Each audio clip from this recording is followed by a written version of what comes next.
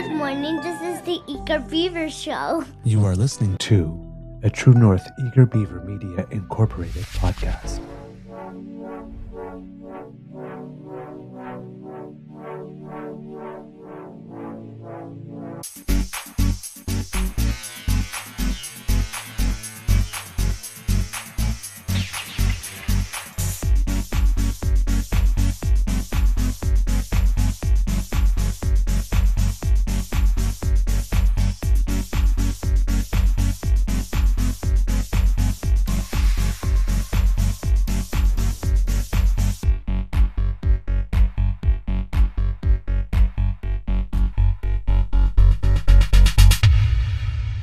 True North Eager Beaver podcasts are proudly brought to you by our founding sponsors, the Miss V Mysteries from Corvid Moon Publishing, your source for science fiction, fantasy, and cozy mysteries featuring a broad diversity of characters.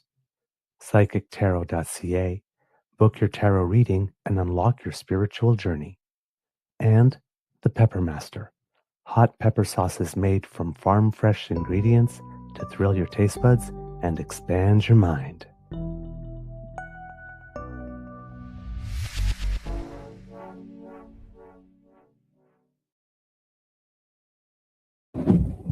Well, good morning and hello, kids and cubs, and welcome to season 6 and episode number. I keep on having to look every day for some reason. You think I remember? It's only one number up. 928 of the Daily Beaver Morning Show.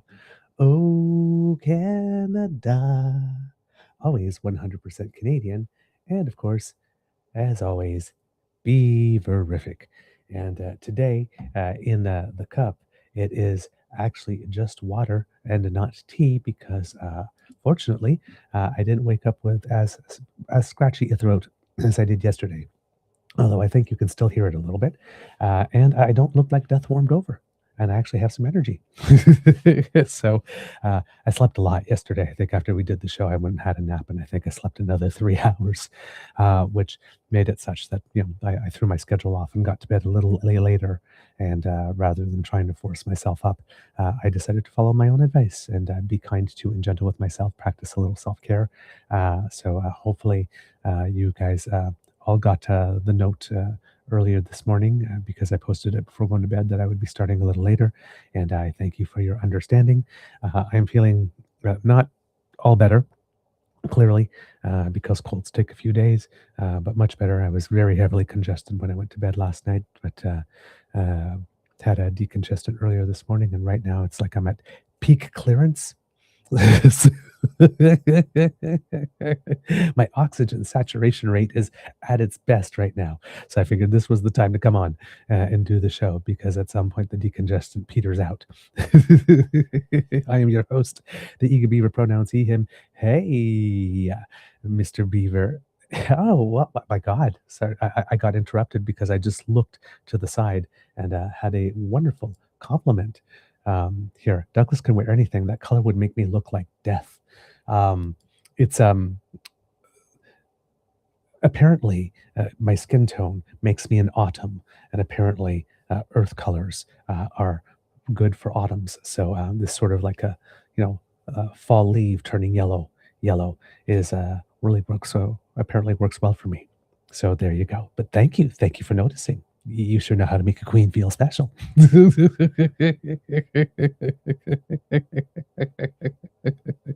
I'm your host, the Eager Beaver, pronouns he, him. Hey, Mr. Beaver, and not with me as usual is my good friend, Mr. Grizzly. Big thank you goes to our podcast founding sponsors, the Pepper Master, the Miss V Mysteries from Corvid Moon Publishing, and PsychicTarot.ca. Got a packed show for you today, and hopefully, like I said, my energy is better, my focus is better, my reading skills are maybe better. So,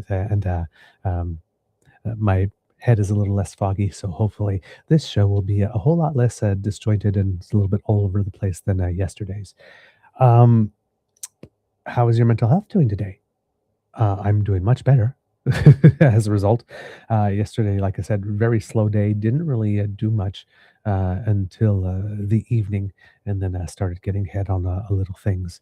But a day of rest was needed, so a day of rest is what was taken, and I feel really good about it. To be totally honest, not guilty at all. So yeah, I'm in good spirits, which I need to be for today's show because there's certain things in here that again make me want to swear in French. So that we will be talking about. So I'm glad that I'm in a sunny disposition in order to be able to do it, or else this could be a really heavy and dour show. Otherwise, if I was in a bit of a mood today. Um, so let's see.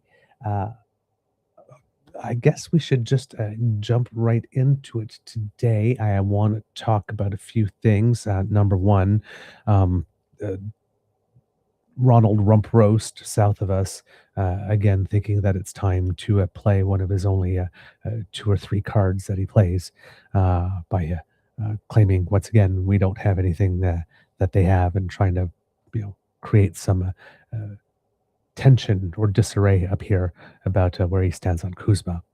Um, if he tried it, he failed, but we'll get into that. We also have, if we also have Charlie Angus, who made a call out.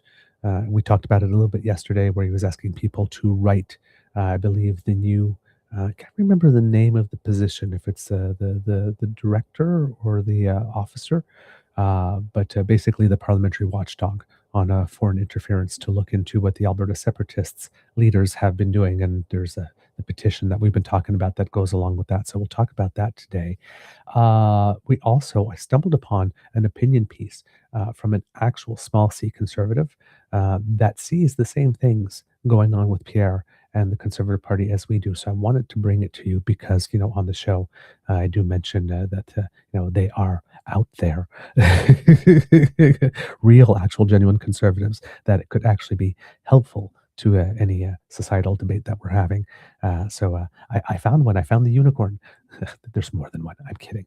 But it was just such a well-written piece and thoughtful that I thought, even though I don't agree with everything in it, I would bring it because, again, we're a nonpartisan show and we want all voices that are good faith voices participating in the debate, and we have no problem highlighting it. So we're going to bring that to you, and hopefully, if there is still time, we're going to talk about briefly, probably about the government of Canada's plan to follow Premier Wab Kinew of Manitoba's lead on social media and looking at some restrictions for Canadian citizens who are 16 years of age and under, or under 16 years of age. Can't remember if it's specifically 16 and under or just under 16. So a lot to go through. And there's a couple of other things that I would like to be able to throw into the mix if we have some time. So let's just get into it today. Beulah, he's at it again. Donald Trump took a break from whatever else has been distracting him of late to once again attempt to troll us in a meeting, which I do not need to show you the visual. I was thinking of doing it so you can see and hear him say it, but you probably said it. And if I was to do that, I should probably maybe take a tip, if I knew how to do that, from I think it is Klaus Kellerman, who every time he shows Trump, he has like a black bar over his face. Which I think is just brilliant, brilliantly passive aggressive, just and totally Canadian. So won't show you. He doesn't need more screen time. He's got enough. However, basically the same. Donald Trump, right? The whole thing, the art of the deal. We're starting to see his playbook now, right? And always bully, push, threaten, coerce, all that type of stuff. And in this case with Canada, try to sow division, right? The type of statement that he made yesterday. If conservatives are going to follow the predictable playbook, they're going to have that saying, "Oh my God, Donald Trump is threatening to pull out of Kuzma. Oh my God, everything's going to hell in the handbasket. It's all Mark Carney's fault because he didn't appease him enough, or wasn't nice enough to him, or decided to make a deal with China for 49,000 EVs, or woke up on the wrong side of the bed, or was born in a certain year, or whatever." But whatever it is, right? It's Mark Carney's fault. We are dealing with again, when it comes to the Conservative Party, one of the 14 characteristics of fascism, stated by philosopher Umberto Eco, the enemy is both too strong and too weak. Right? Mark Carney single-handedly caused a full-blown liberal recession that nobody who understands anything about economics and is worth their salt is actually agreeing with Pierre with. But he has that much control that he can single-handedly go into a negotiation that has three parties, because Mexico's part of it, but let's just say two, because Pierre likes to frame it that way, between the United States and Canada, and impose some type of deal that Donald Trump would agree to. Right? Because apparently Mark Carney is supposed to be able to create a deal single-handedly that both are going to agree to. Just the other side apparently plays no role in it, according to Pierre's logic here. So it's all Mark Carney's fault. Yet Mark Carney is so stupid that he's terribly educated in economics, even though he went to. He's got a PhD in economics from Oxford, and every decision he makes on everything is wrong. Right? Too strong, too weak, too smart, and too dumb. Too right at the same time. That's a typical trope of people who like to engage in fascism. Right? What Justin Trudeau was single-handedly controls the global price of oil and is trying to decimate Alberta's oil sector. Too dumb to remember to show up at a debate wearing pants, unless we tell him to. Right?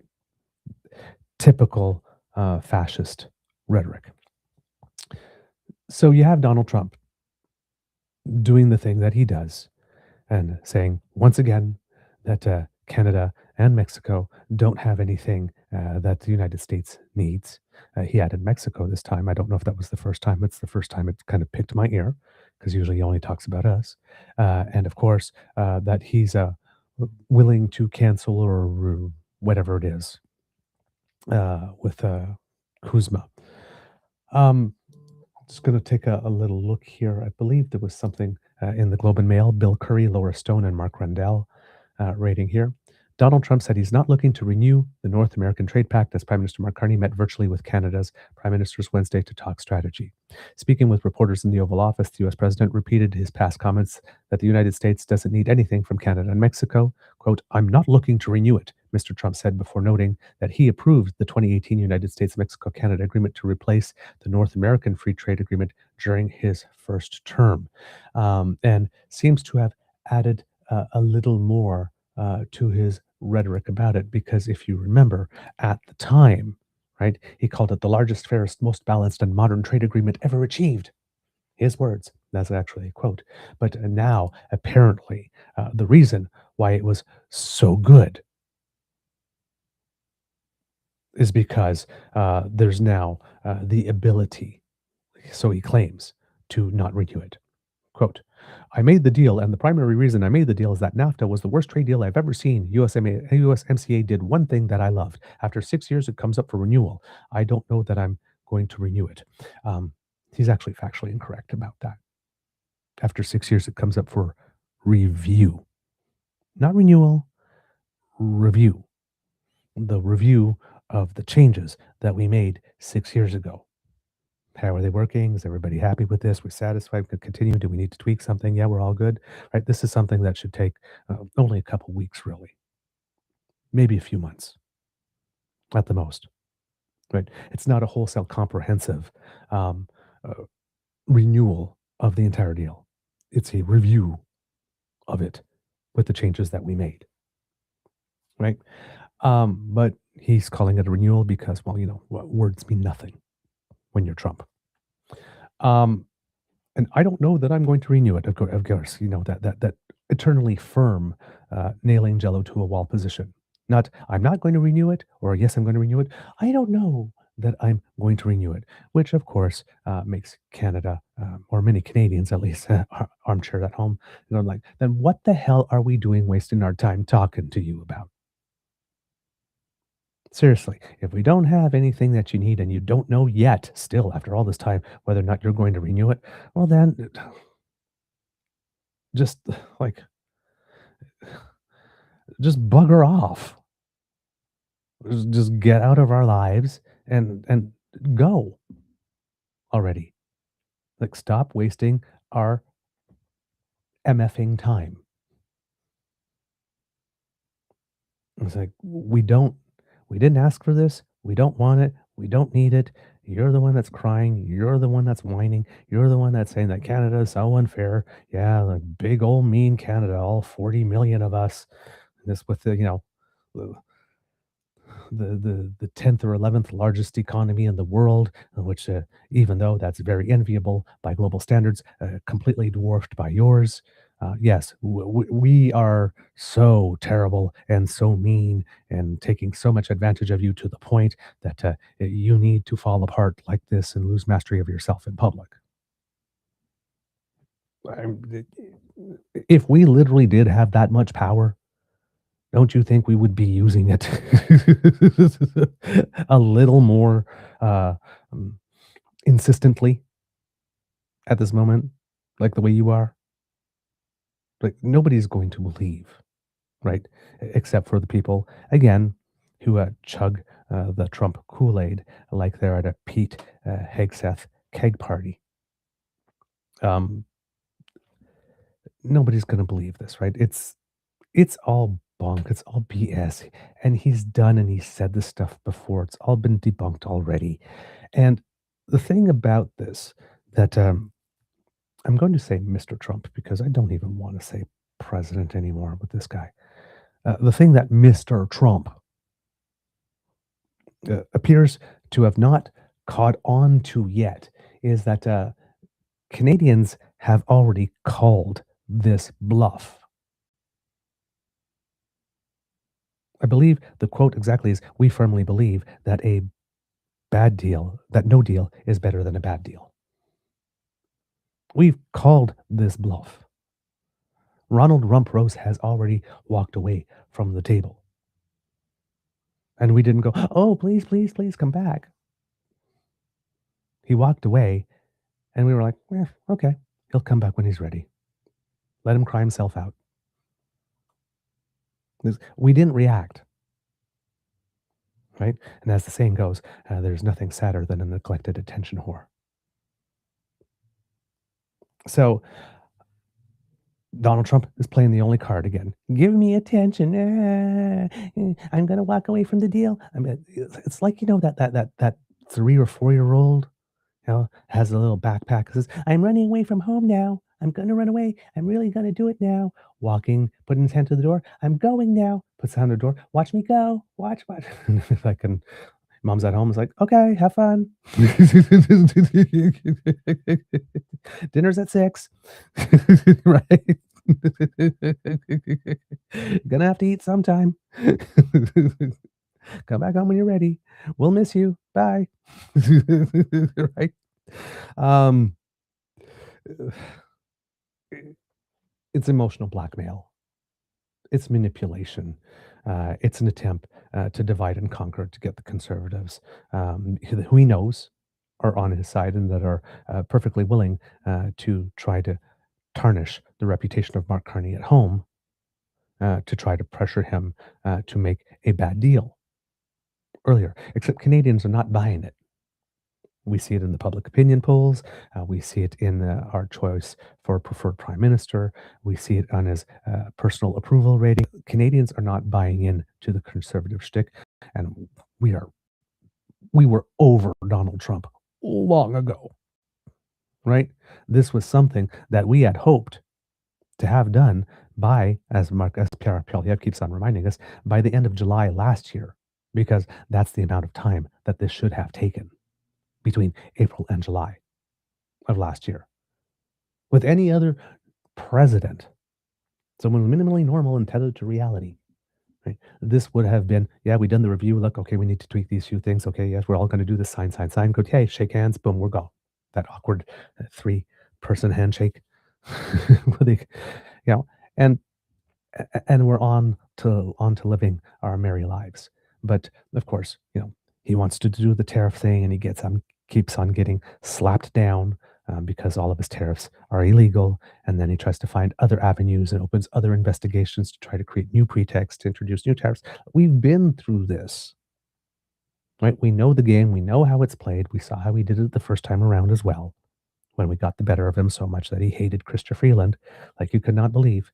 Um, but yeah, we know what to do. We know not to panic. Again, we happen happily to have a prime minister at the moment who is not only more knowledgeable about finance and economics than anybody in the Trump administration, uh, a prime minister who, as a central banker, understands the power of the bond market and knows just how bad the U.S. debt is, and knows is keenly aware of how U.S. bond yields are affecting certain situations, and how much leverage that truly leaves the United States in that negotiating room.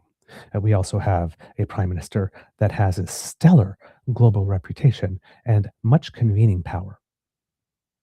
And uh, one phone call to Germany, for all intents and purposes, and one phone call to Japan.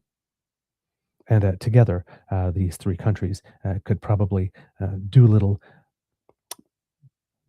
dance, make a little love with the bond market, such that there would be so much pressure on Donald Trump in not a lot of time. That then, if he went to Mike and said, Canada's being so mean to us, he'd say, damn straight we are. Finally, you got one right. So there is no need to get into a lather to froth up about this, as some might want to do. It is just Trump's usual empty rhetoric. Goes on to say here in this article, Mr. Carney did not respond when asked on Parliament Hill about the president's comment that he's not looking to renew the trade deal. He did respond when asked Wednesday morning about his meeting with the premiers, saying briefly that the focus would be, quote, on the US and electricity strategy, including Canada's pledge to double electricity generation in Canada, which we reported back when he made that announcement to double the electricity grid, I think, by 2050. Mr. Carney and the premiers met virtually early Wednesday afternoon. The three countries are meant to decide on July 1st whether to extend the treaty for another 16 years. If they don't agree to an extension, the treaty will remain in force, but the countries will move to a period of annual reviews for 10 years. And now, of course, there's always the option with 6 months' notice of a country to say that they're going to pull out. But then again, Trump has some midterms coming, and the stock market, Donald Trump really likes the stock market, and the stock market's been a little shakier the last little bit. There's been some adjustment in the high tech and the AI sector. Rising bond yields in the United States have made the price of gold drop. The governor of the Bank of Canada announced that interest rates will remain at 2.25% here in Canada. We're still waiting to hear from the FOCM in the United States, but we had inflation numbers come out from the United States yesterday, and they're in at 4.2%. Now, ours that are going to come out will certainly be higher than they were before, we would assume, given the stuff, everything that's gone on with the price of gas. But we're starting from a 2.8. The United States started from a 3.8 and went up to 4.2. So we have better credit rating. We can borrow money at less cost. We have a lower inflation rate. We had a BOFO employment number that came in that per capita created so many more jobs than the United States, and particularly full-time jobs, because the headline number reported was 88,000, but there was really 154,000 full-time jobs created because we lost 69,000 part-time jobs. Maybe some of those part-time jobs were converted into full-time jobs. You never know. And the sectors of growth in the jobs in both countries are completely different as well. Much more career-oriented and higher paying jobs in Canada were created than in the United States as well. We are looking at relationships with allies. Ours are better. Direct foreign investment in Canada is high. Prospects for the future are good. We just reported that we have an increased trade surplus, and we're looking at the United States, all this turmoil that they caused with us to go from a $72 billion trade deficit to a $70 billion trade deficit after a year. Great job there, Sparky. You really did good there. Uh, it is. We really have no reason to worry. And there's also, we found out news yesterday that even though Donald Trump his ability to affect our metals sector like copper and steel did work on aluminium, it's failed spectacularly. And we even recently got a concession from the United States where tariffs on certain things were going to be dropped from 25%, I think, to 15%, because this is not working for the United States at all. Yes. And hopefully we'll bring you a little bit more about that on the aluminum thing a little later on. Um, Says here, officials from all three countries have said that they expect negotiations to continue beyond July 1st, meaning the annual review scenario is much more likely, and any of the countries can withdraw from the agreement within 6 months' notice, as mentioned. Canada-US Trade Minister Dominic LeBlanc sought to downplay the significance of the July 1st deadline, and we've been doing that for a while now, telling reporters earlier this month that it's important not to set up a cliff that doesn't exist. Saskatchewan Premier Scott Moe told reporters Wednesday that such comments can be expected as part of the negotiations towards a new trade deal. Quote, there's going to be a lot of rhetoric that will occur as we go through this review process, he said in Calgary on the sidelines of the global energy show Canada. Quote, our goal is to get a preferred nation trade deal with the United States, preferably looks something like what the CUSMA deal we have today is. That's our goal. We won't be responding to daily comments that come out of the White House or even at times come out of various levels of Canadian leadership. My God, what happened to Scott Moe? The Scott Moe, the version of Scott Moe who answered this is a version of Scott Moe I could actually get behind. Now, of course, I'm saying that we know everything else to be true about Scott Moe, so I really couldn't. But this version, the version that we've been seeing for the past few months, where he's going to the trade missions with China and getting deals, and sitting at that table at the Western Premiers Summit, and while Danielle Smith and Wab Canoe are going at it, he's just sitting there looking like, God, I want to disappear. Right? I mean, we even got Scott Moe on board. Okay. So far, the Trump administration has chosen to approach the trade talks on a bilateral basis, beginning formal negotiations with Mexico last month without Canada at the table. That's because Mexico has so many more issues that are way more intense to resolve than we do. There actually is a migration issue, and there actually is a drug issue there with Canada. He's just pretending that there is. And the thing here, as well, is when Scott Moe says that there's going to be a lot of rhetoric, remember that all the rhetoric coming from the United States is first for domestic consumption. Right? His approval ratings are in the toilet. Right? Even in Texas, there's public opinion polling that's indicating that James Tallarico could either win. There's one poll that says he's leading 47 to 45 over Paxton. Another one says that he's trailing something like 45 to 43 or something. But Republicans are actually going to have to spend money in Texas in order to secure Texas, which means less money, to spend in other places. It is not going well for him. And the other thing that we know is that if Donald Trump literally did give the signal, at least before the midterms, that he was willing to pull out of this, the stock market would have an adjustment and a reaction that would be so quick that Trump would probably taco himself on that anyway, 2 or 3 days later. So if you know on which side your bread is buttered, and a lot of Americans do, they know that this is a dumb idea and it's not workable, and that would just do more damage. It's like not opening the Gordie Howe Bridge, right? More of their stuff comes into Canada than we have stuff going into there. So you're only kicking yourself in the teeth by not opening up the bridge. You're doing more harm to yourself than you're doing to us, right? U.S. trade officials said they're looking to resolve bilateral concerns with each of Canada and Mexico, and to make trilateral changes to USMCA with the goal of boosting US content and reducing Chinese parts in North American supply chains. For the crucial auto sector, the US has proposed raising the North American content requirement to 82% from 75% and introducing a rule that 50% of a car must be made of US parts to receive preferential tariffs.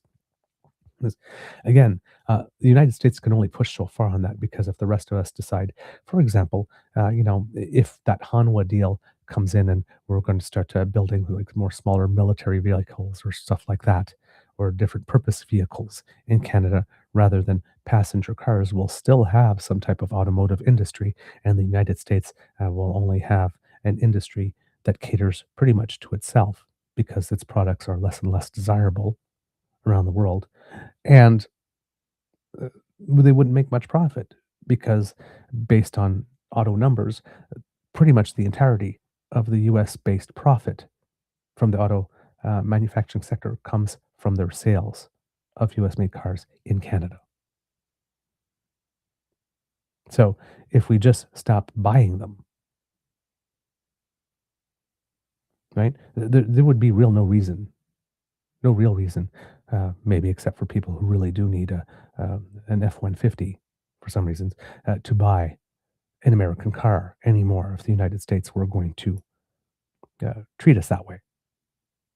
So their auto industry eventually would crash and burn, and the people who run that know it. So these are all empty threats. The main goal for Canada and Mexico in the trade talks is getting some relief from the sectoral tariffs the US has placed on key industries such as automobiles, steel, aluminium, and lumber, while preserving the carve out from other US tariffs offered to USMCA compliant goods. Any resolution could involve separate deals for Mexico and Canada. America's top trade official, Jameson Greer, has said he wants to preserve the pillars of the USMCA while layering separate bilateral deals with Canada and Mexico on top. Um, Again, if the United States is prepared to walk away from the deal, why do they have all of these negotiators coming at the table? So we've already said that a bad deal is that no deal is better than a bad deal. So we've already indicated that if you want to walk away, then fine, walk away. Um, we have been diversifying our trade. We've been doing actually much better at it than we thought we would. Now, of course, um, we're not going to get to a point where we can circumnavigate the United States altogether. There's always going to be some type of trade with them, but um,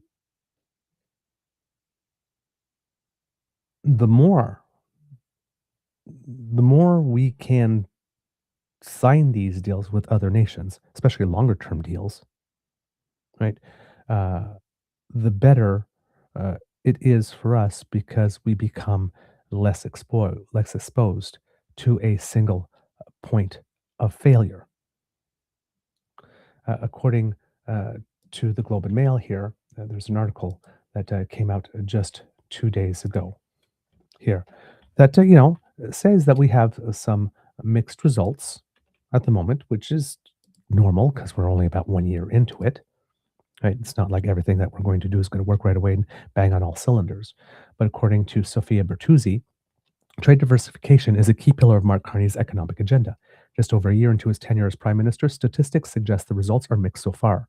In April, around 31% of the country's goods exports went to non-US trading partners, Statistics Canada reported on Tuesday. That's among the highest proportions since 1997 and about up 5 percentage points since US President Donald Trump began to wage his trade wars on Canada in the spring of 2025. In dollar terms, overseas exports have frequently hit new record highs during this tumultuous period. So, before it seemed to be, I'm guessing from what I remember, it was about 75% of our trade went to the United States. Now we're at 69% or so, right? Uh, that's just in a year, and we could say even perhaps a little less because, um, you know, when Mark Carney became prime minister, yes, he started working on such things right away. Um, But before very first deal or something was signed and the first shipments started reorienting somewhere else, there was probably a little lag time in there. So a 5% turnaround right from the beginning is actually not negligible, right? Now that this process is underway, because we don't have to do much more setup, and we've already started talking to a lot of nations, I wouldn't be surprised if at this point next year we hear that the trade diversification was greater than an extra 5% in the year that follows this. Because now, we're starting to hit our stride. But the numbers have been flattened by the run up in the price of gold, a volatile asset that's moderated since March, and lately elevated oil prices are once again boosting trade with the United States, the predominant customer for Canadian crude. Again, if we have absolutely nothing that the United States needs, somebody did not clue Donald Trump in to the sheer number of refineries in the United States that rely on Canadian crude. In fact, there is an American who had posted something about this yesterday, trying to get through to his compatriots, Patrick Dehaan, who goes by at Gas Buddy Guy, um, and states here that a few refineries that can't survive without Canadian oil: BP Whiting in Indiana, MPC Detroit in Michigan and Robinson, Illinois, Cenovus Toledo, Ohio, and Lima, Ohio, PSX Wood River in Illinois, Citgo Lamont in Illinois, XOM Joliet in Illinois, CHS Billings in Montana, Sinclair Laurel in Montana and Cheyenne, Wyoming, Tesadoro Mandan in North Dakota, Suncor Denver, and Colorado. A lot of these happen to be red states. If Canada simply decided, okay, buddy, we don't have anything that you need, and you want to cancel it, okay, then let's not renew it, and now you can get this crude not at a discount, plus the basic World Trade Organization tariff that goes on everything. Happy midterms. It's like, I, I mean, uh, I don't understand the strategy because it fails before it comes out of his mouth. Foreign trade diversification is making, quote, very nice progress, clearly reflecting some desire by exporters to diversify our economic export engine, said Benjamin Tal, deputy chief economist at CIBC Capital Markets. However, Mr. Tal cautioned that the early returns are, quote, low hanging fruit, and it's very difficult to continue at this rate for another year. Possibly, possibly not. Last fall, the Carney government set a goal of doubling non-US trade over a decade to $600 billion a year. Canada has typically shipped around three-quarters of its total good exports to the United States, a major benefit historically, but now seen as a liability as the White House has turned protectionist. To boost foreign trade, Mr. Carney has been jet-setting across Europe, Asia, and the Middle East to deepen those relationships, and the federal government is trying to sign free trade agreements with India and with South America's Mercosur trading bloc by the end of the year. Diversifying trade is easier said than done. Exporters can find it challenging to navigate supply chains, regulations, and language barriers in securing new clients overseas, particularly for smaller firms. Canada has nearly 48,000 goods exporting enterprises, according to Stats Can, of which 82% employ fewer than 50 people. To date, the returns on diversification have been limited. Booming gold prices have helped to lift non-US exports to roughly one-third of Canada's total in recent months, but after removing gold from the numbers, non-US countries account for about 23% of exports this year, only slightly higher than before the trade war. Now, that is an important mitigating number. Analysis by the Canadian Chamber of Commerce found that although exports to non-US markets jumped by 17% between 2024 and 2025, much of that growth came from existing exporters expanding their reach rather than new firms extending global markets. There's nothing wrong with that. There's nothing wrong with that at all. If people with whom we already have good trading relationships were right at the door and saying, you know what, let's make some changes while waiting for other things to come online, that's actually good for us. Additionally, the report found that diversification is being driven by a concentrated group of companies, sectors, and cities, while many other highly U.S. integrated regions continue to face limited diversification momentum and weakened economic growth. Quote, for smaller firms, the constraint is structural because many are embedded in North American supply chains built around proximity, recurring customer relationships, integrated logistics, and production specifications that are not easily replicated overseas, read a recent report from the National Bank Financial. Tuesday's StatsCan report showed that exports to non-U.S. countries fell by 4.8% in April. Spot gold prices have fallen by around 20% since early March. In turn, exports of unwrought gold, silver, and platinum plunged by 26% in April, driven by lower shipments of gold to the United Kingdom, StatsCan said. Meantime, exports to the United States rose 4.8% in April, a third consecutive monthly increase that was buoyed by crude oil and vehicle shipments. Canada's merchandise trade surplus with the U.S. expanded to $9.5 billion in April, the largest surplus since February 2025. But Donald Trump was seeking to reduce that. Clearly, what he's doing is not working. The United States-Mexico-Canada agreement's up for review on July 1st, at which point the member countries can renew the deal for 16 years. Not renew, review the deal without another review happening for the next 16 years, unless everybody agrees to it. That is, however, an unlikely outcome, as the countries have said trade talks will extend beyond a new review date. If not renewed, the USMCA would remain in force with annual reviews for another 10 years, after which it would expire. Any of the three countries can also withdraw from the agreement with 6 months' notice, as I mentioned before. Mr. Carney has recently shifted his rhetoric on trade. Speaking in New York last month, he called for a new partnership with the U.S. and said Canada is open to more cooperation inside of Fortress North America in key industries, including autos, steel, and aluminium. While the U.S. and Mexico have begun formal negotiations over the USMCA, Canada has yet to sit at the bargaining table. Actually, that's not true. While the U.S. and Mexico have begun formal negotiations over the USMCA, Canada is still sitting at the initial table that we did not walk away from. The U.S. did. Quote, at the end of the day, we are very close to the U.S., Mr. Tal said. Of course we are. Of course we are. That doesn't mean we have to like it. And it doesn't mean we have to go out of our way to be neighborly if they are not being decent with us. As well,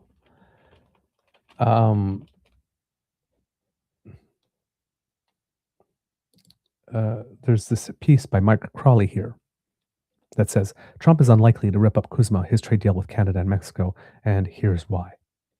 Despite U.S. President Donald Trump once again flexing his power to scrap his country's free trade deal with Canada and Mexico, there's plenty of reason to doubt he would actually follow through on such a threat. Trump signed the Canada-U.S.-Mexico agreement in his first term, and at that time boasted of it as the most modern, up-to-date, and balanced trade agreement in the history of our country. This term, Trump has dismissed CUSMA as irrelevant, floated, letting it expire, and reportedly muses to aides about withdrawing. On Wednesday, he told reporters at the White House he's not looking to renew. However, not looking to renew the deal is not the same as terminating it. Even without a renewal, the agreement remains in force until 2036. That changes only if a country gives 6 months formal notice of its intention to withdraw. Canadian-Mexican negotiators have been expecting that the U.S. would not simply renew CUSMA, but instead would push for changes to the deal at the negotiating table. Here are 5 reasons to believe Trump won't rip up CUSMA. Influential lobby groups representing every major sector of the U.S. economy are urging the Trump administration to renew CUSMA, or USMCA as it's called south of the border. This includes manufacturing, the sector that Trump argues will be the most reinvigorated by his worldwide tariff regime.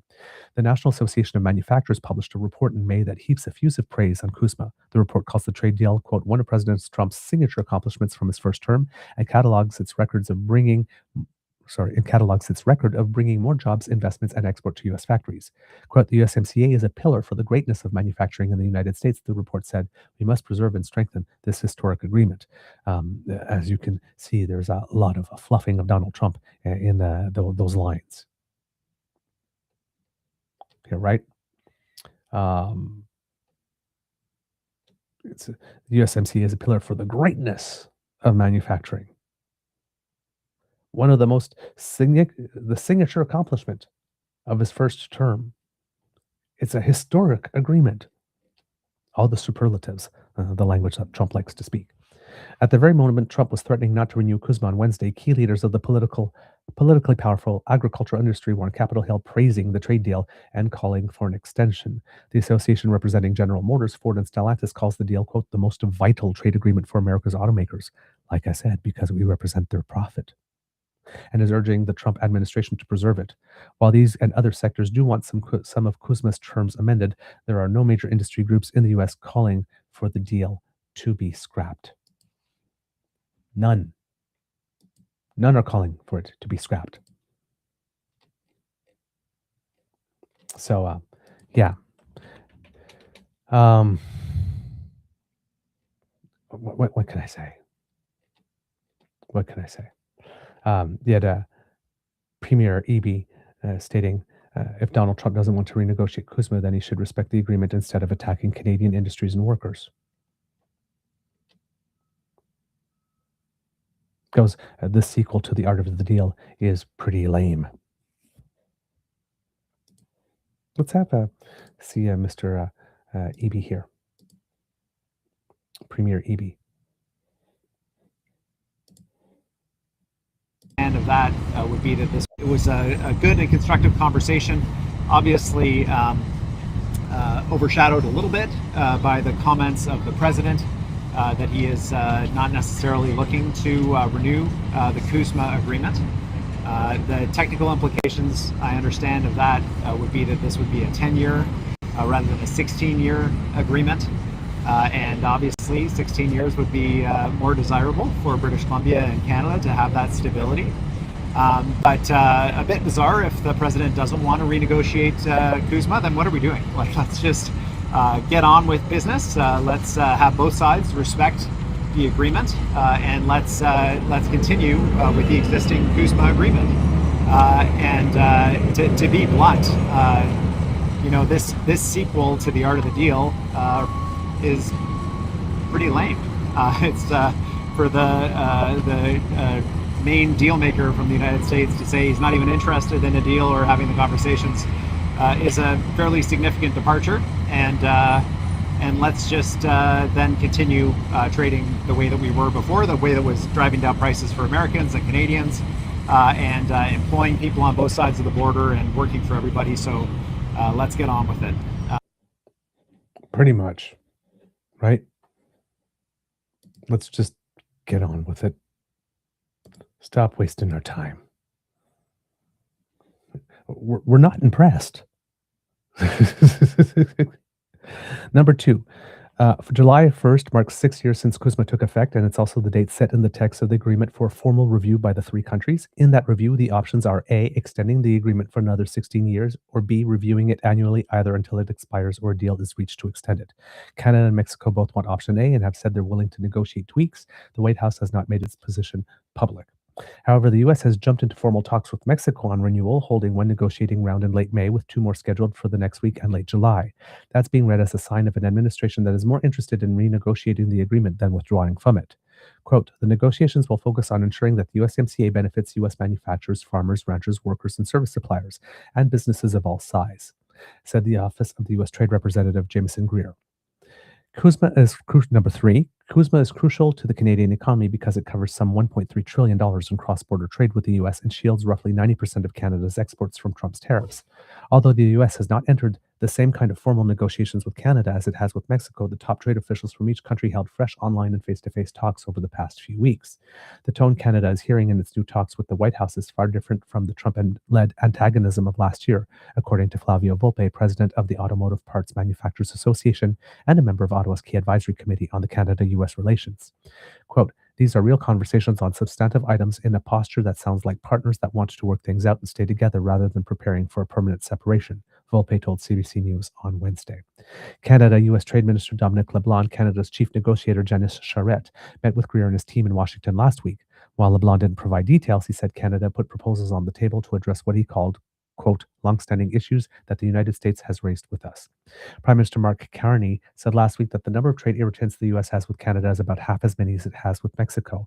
Carney is also signaling something of a shift in his own tone towards the United States with a speech to a New York business audience pitching the idea that Canada, and again, this is not written correctly, it says Canada can help make America great again, but the quote was Canada strong can help make America great again. In other words, the Canada strong that we are planning, that we are undertaking, that the course that we are on, the path we have chosen for ourselves, can help make America great again.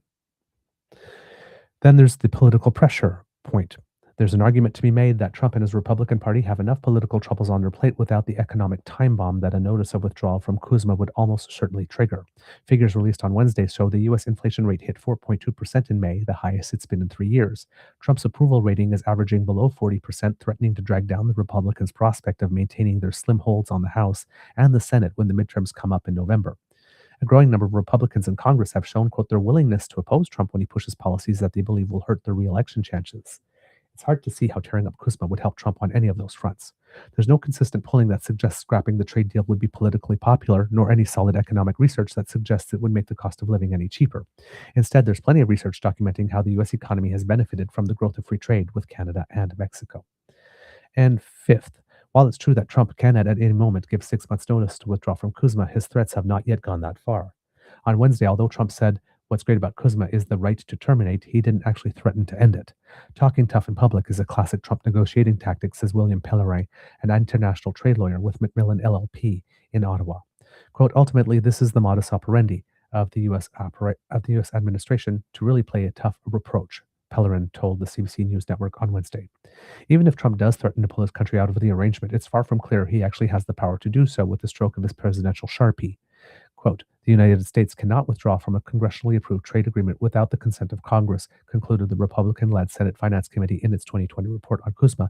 And since the Republicans in Congress really do want to get reelected, and a lot of them live in states that very much benefit from CUSMA, there's almost no chance whatsoever that Congress would agree to that.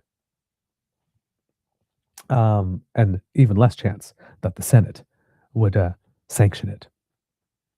So, Charlie Brown's teacher. That's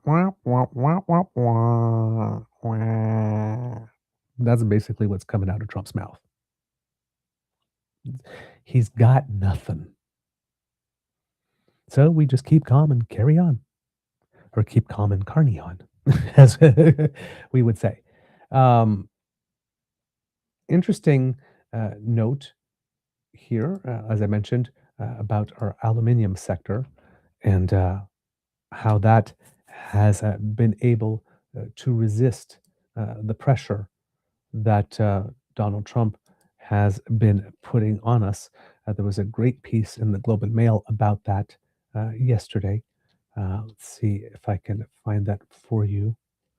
Right there. There we go. This is it. It says here that this is Frédéric Lacroix-Couture from the Canadian Press that says Quebec aluminium smelters more resilient than expected despite the U.S. tariffs. And in this article, there's a section that says, we're not losing money by doing this. On the contrary, we're making money right now because the price is very high. And this is according to Jean Simard, who's the president and CEO of the Aluminium Association of Canada, who also says that the industry is operating at 95% capacity because, well, there's very few places on earth that is cheaper to make aluminium than in Quebec, given all the hydroelectricity and given what's going on in the Strait of Hormuz, which is the United States' secondary source of aluminium. They're not getting any, so they need ours. And, with all the tariffs and everything that Trump has put on, according to the organization, which is the Aluminium Association of Canada, a ton of aluminum now costs $2,000 US more in the United States than in Europe. So whatever the US is doing, they've just raised their costs of producing anything that has aluminium by $2,000 more per ton than Europe, which makes the price of their products less competitive. Despite a, quote, 36% decline in Quebec's metallurgical export volumes between February 25 and February 2026, and a 3.6% decline in employment for the industry as a whole, in 2025, primarily in smelters, and this is reported by Quebec Statistical Institute and an industry association for the metal manufacturing and metal processing sector, and these are numbers for aluminium, copper, and steel. The aluminium sector specifically, however, saw a 5% increase in employment. So that backfired. That portion of the plan completely and totally backfired on the United States. Trump, the incredible economic and very stable genius.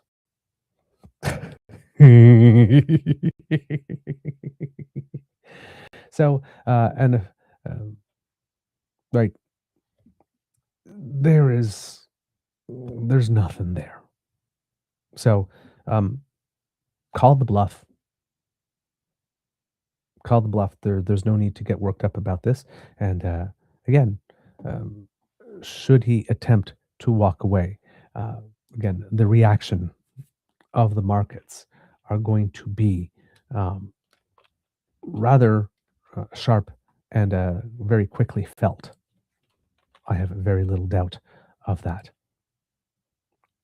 All right, moving on to another subject that we have for you today, kids and cubs.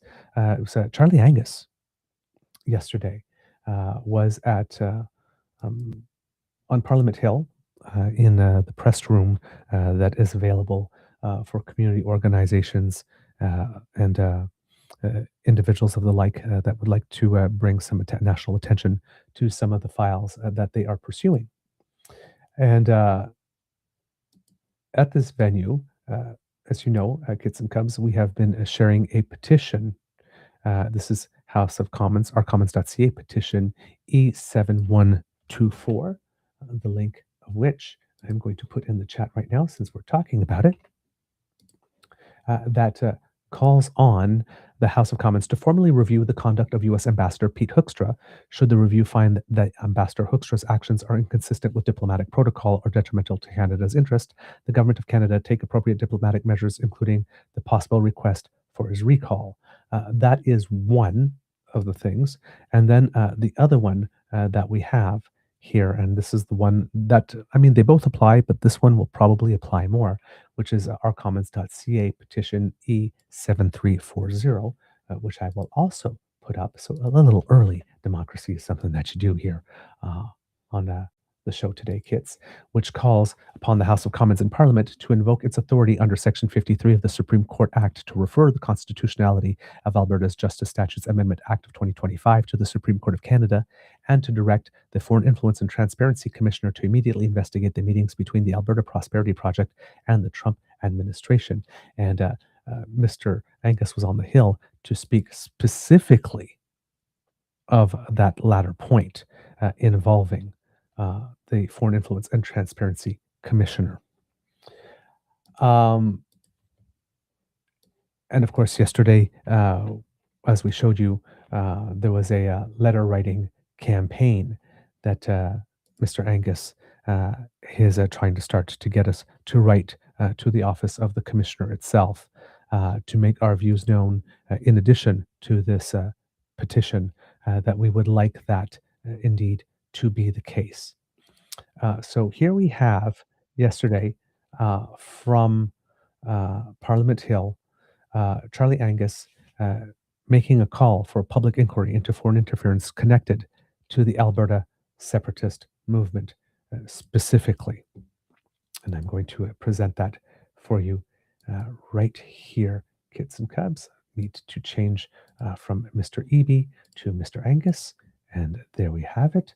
And let's make that nice and big. And here we go. Good morning, bonjour à tous. Charlie Angus. This past week, the ambassador of a foreign country, Pete Hoekstra, publicly stated that Canada's sovereignty would be a great discussion in the upcoming trade negotiations with the Trump administration. Mr. Hoekstra reveals his contempt for Canada, our history, our values, but it also signals an escalating level of foreign interference and intimidation from the Washington regime, and we must take these threats very seriously. I am particularly concerned about attempts to destabilize our nation by promoting the Alberta separatist cause.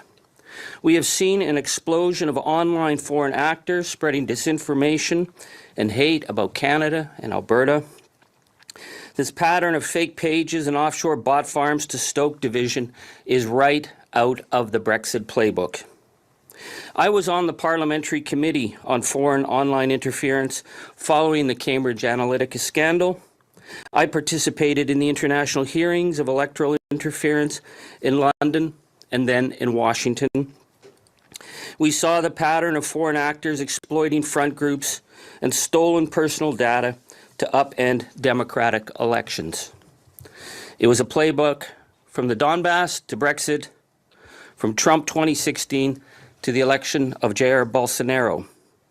All of those red flags are present in the Alberta separatist campaign, including reports that the notorious Internet Research Agency of Russia is now involved.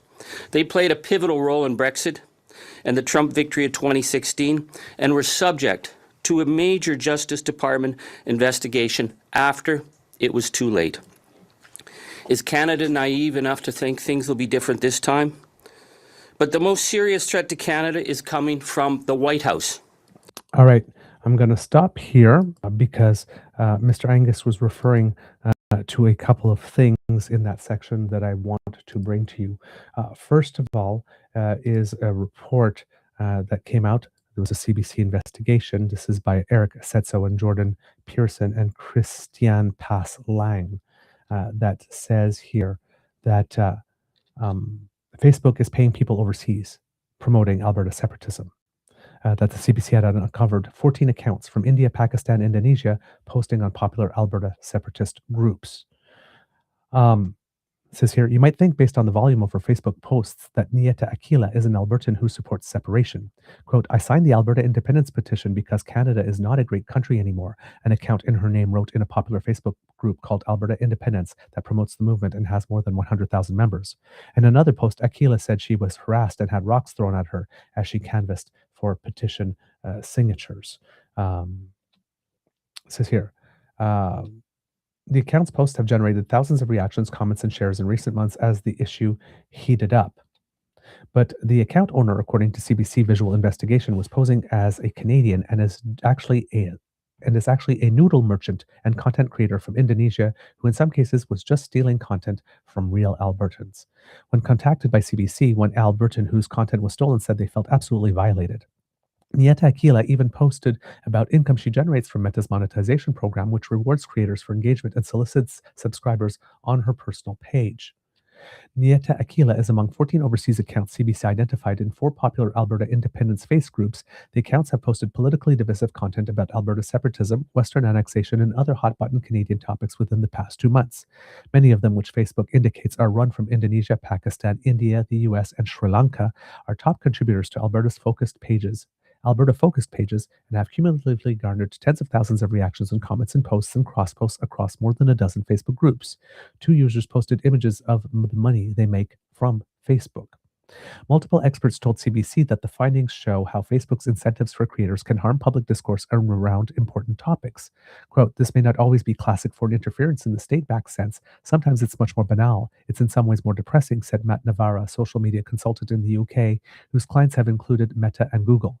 Quote, people sitting thousands of miles away working out that Canadian outrage is a profitable niche. I think they may not actually care about Canadian politics at all. Lock and load Albertans wrote one commenter on an image with the text, quote, Mark Carney can't block Alberta independence. As Alberta debates holding a referendum on whether the province should leave Canada, passion from real Albertans has been evident online, but so has cottage industry built around exploiting the topic. For example, a CBC Visual Investigation recently found that several YouTube channels with tens of millions of views that promoted U.S. annexation of Alberta were created by people living in the Netherlands to generate income from the platform. Experts say it appears that a similar economic model where monetization incentives content that is engaging rather than accurate or accountable has taken off on Facebook despite rules banning deceptive content. Quote, there are 2 beneficiaries of this. One is the grifters who are monetizing. They are engaged in this activity because it is financially profitable for them, said Angus Bridgman, director of the Media Ecosystem Observatory at McGill University in Montreal.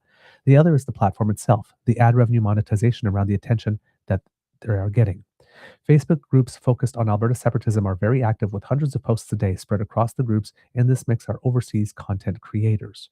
In some cases, the accounts employ deception to appear Canadian. In one post, Nieta Aquila, who has racked up more than 2,000 reactions in the Alberta Independence group, claimed to have met people who were canvassing for independence in Calgary and expressed support. Not only did CBC find an identical post from a real Albertan made the day before, but photos posted by the Nieta Aquila account also revealed that she was in Indonesia that week. In fact, her profile reveals that she lives in the city of Palembang. CBC discovered that the person behind the account has multiple profiles under different names, including one that primarily advertises homemade noodles for sale. In one post, she claimed to have been harassed, saying that she had rocks thrown at her while canvassing for the independence movement. You are a Alberta patriot. Thank you for your service, one user commented. Using Google reverse image search, CBC found that the post was stolen from Edmonton resident Brock Ireland. Quote, I feel absolutely violated. If people are impersonating other people, that is wrong altogether, Ireland said when CBC informed him his post was copied. It really hurts to know that there are scammers out there that want to betray other people. Facebook has to do better. One screenshot of Nieta Aquila's meta monetization dashboard, which she posted, shows she made roughly $14 US in a month when she was active in Alberta Facebook groups. It's low-cost content production, said Renee Di Resta, an associate research professor at Georgetown University in Washington, D.C. Quote, it is something that allows them to earn some extra money, which really makes a difference in some parts of the world. The accounts did not respond to CBC's multiple requests for comment. Another Facebook account with the username Riri Sayer, which Facebook labeled as being run in Pakistan, posts content that is strongly pro-separatism and pro-federal government, foreign interference, or Albertans speaking for themselves, they wrote in a post in Alberta Separatism Facebook group. At the end of the day, Alberta's future should be decided by Albertans. That is a thing that is unfortunately a major issue with social media today, said Di Resta. What Meta is doing is it is incentivizing users to find issues that people believe in deeply, that people feel deeply aggrieved about, and to manipulate those audiences for profit. Meta has a responsibility to enforce its authenticity and monetization rules. As administrator for Alberta Independence, who goes by the online pseudonym Mr. Alberta, told CBC that 95% of accounts list Canada as their country of origin, but that they take the issue seriously and will continue monitoring and removing suspicious activity where identified. McGill's Media Ecosystem Observatory looked at these groups and the top posters for inauthentic activity. A preliminary analysis suggested inauthentic activity about separatism has tripled in recent months, but still only represented a fraction of the content in these groups. Quote, Canadians are getting tricked, said Bridgman. The big takeaway is these platforms continue not to do enough to ensure that there is fully authentic conversations. CBC uncovered several more accounts with links to Pakistan, including a number of pages that appear to be part of a coordinated network. The Legacy Archives, with close to 9,000 followers, says on its profile it's dedicated to history and philosophy, yet it frequently posts on Alberta separatist pages, often using highly emotional language. Separation is, quote, separation is in result of Liberal NDPs lying and attacking Western Canada, thinking Western Canada needs to be subservient to them, the Legacy Archives wrote on the Alberta Separatist Movement page. According to Facebook's page transparency feature, the Legacy Archives is managed from Pakistan and the US, along with several other accounts that frequently post in separatist groups and appear linked.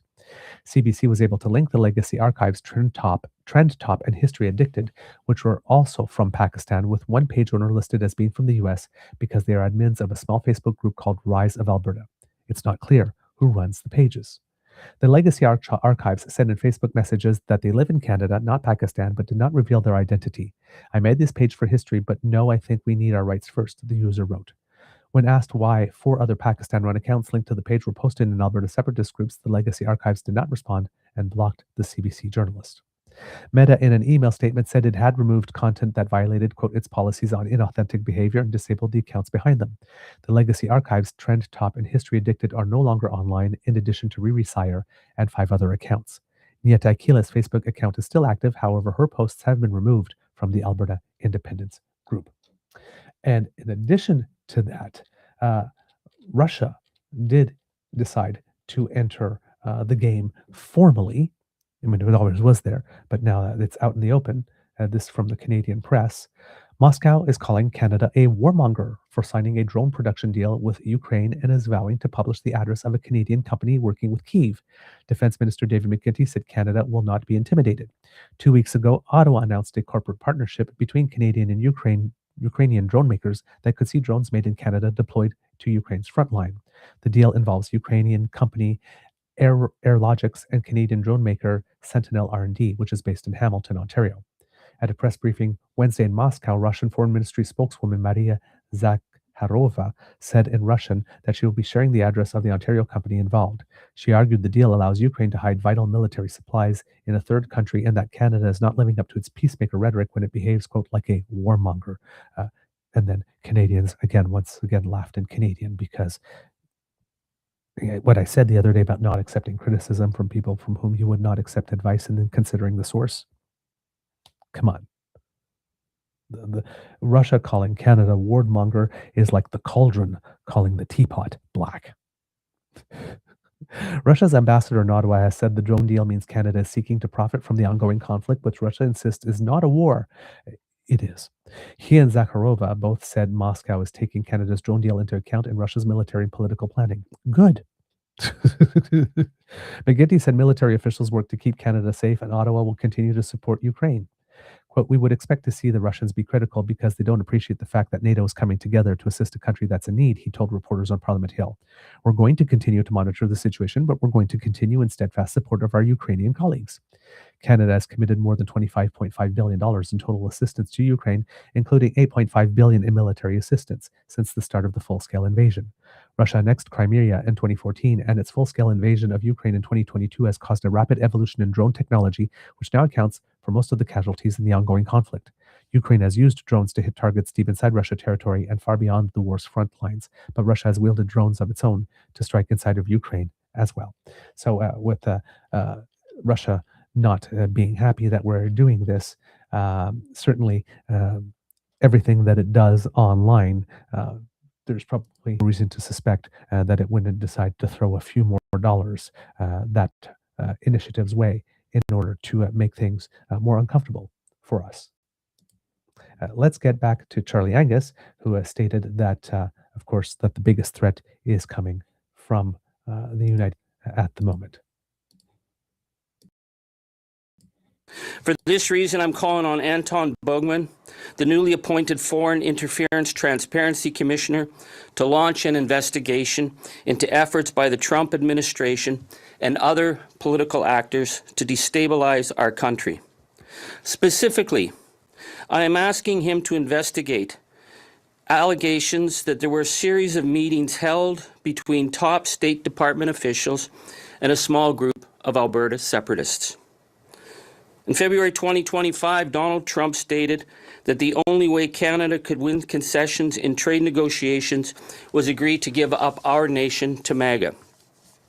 That same week, Prime Minister Trudeau told business leaders that Trump was serious in his determination to break our nation.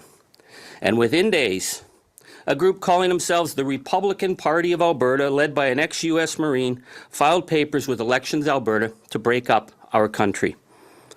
They chose the name of the foreign political entity that is determined to destroy our nation. And within less than 2 months, a group of Alberta separatists were apparently invited for the first of a series of meetings with U.S. officials in Washington.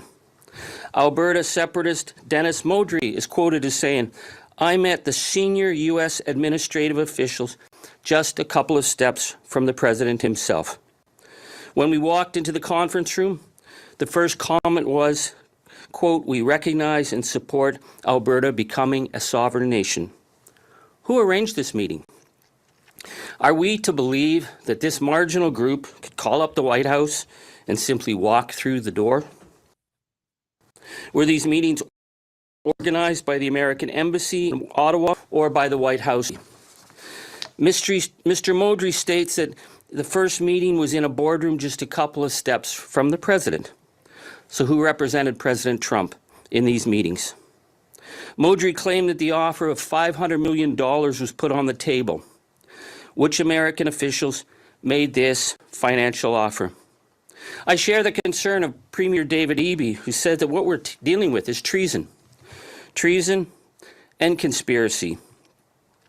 The Alberta separatists claim that discussions were held on propping up Alberta's currency, actually Canada's currency, in the event that Alberta tried to break away from Confederation. Who was authorized to make this offer? Was Treasury Secretary Scott Bessent or any of his staff part of these negotiations? Mr. Bessent has openly stated that the breakup of our nation is a priority of the Trump administration. I also want to raise the issue of the massive leak of personal information of every single voter in Alberta. It is essential that we determine who has been able to access that stolen data. Is there a connection between the Michigan-based 10 times vote apps, the separatists, and the stolen data? Is there any connection to Ambassador Pete Hoekstra, who has heavily promoted the 10-time vote app? We cannot treat the theft of voter data as simply a privacy breach. It must be investigated through the larger lens of foreign threat. Under Section 2 of the Act, the Commissioner has the full authority to investigate foreign interference in provincial referendums. Under the same section of the Act, he is obliged to investigate financial arrangements being offered by foreign powers. I have read the federal inquiry into the foreign interference study in 2024, and there's nothing in that evidence that comes close to the allegations of meeting with foreign officials and offers of money to break up our country. Imagine, if you will, say China or Iran, inviting Canadian citizens to top-level meetings in national capitals with a plan to break up our country. They'd be charged with treason. In the past, the Canadian government has expelled diplomatic staff from foreign embassies who interfered in our nation's interests. None of those countries ever openly discussed breaking up our country. Will there be any investigation into the role of the U.S. Embassy in potential political interference? And will there be consequences if those links are uncovered? The Commissioner has the power to summon witnesses and compel them to give oral or written evidence on oath of solemn affirmation. He has the power to compel documents. He must act. This is not about trusting in polling. This is not about a democratic debate. We're talking about an organized campaign of destabilization to undermine our nation at a time of unprecedented threat. I have three clear asks this morning. I call on Anton Bergman of the Foreign Influence Transparency Commission to launch an investigation into the role of foreign actors from the United States and other offshore actors in this attempt to destabilize Canada's domestic politics. Secondly, I urge Minister Anita Anand to call in Ambassador Pete Hoekstra and demand an explanation into his interference in our country's affairs.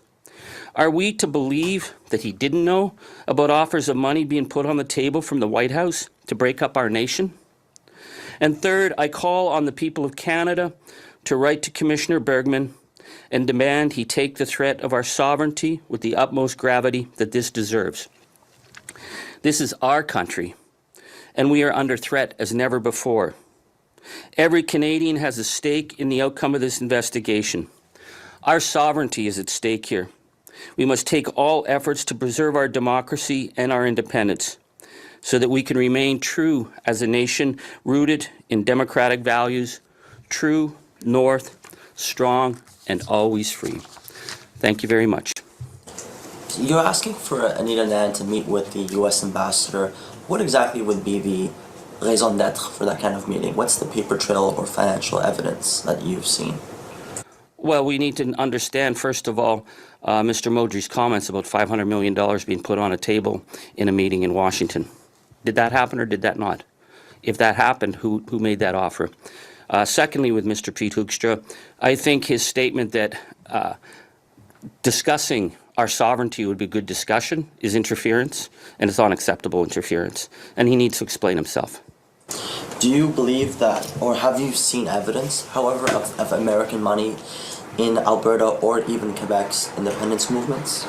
What we have seen is obviously now a rising number of offshore bots, fake sites, fake accounts.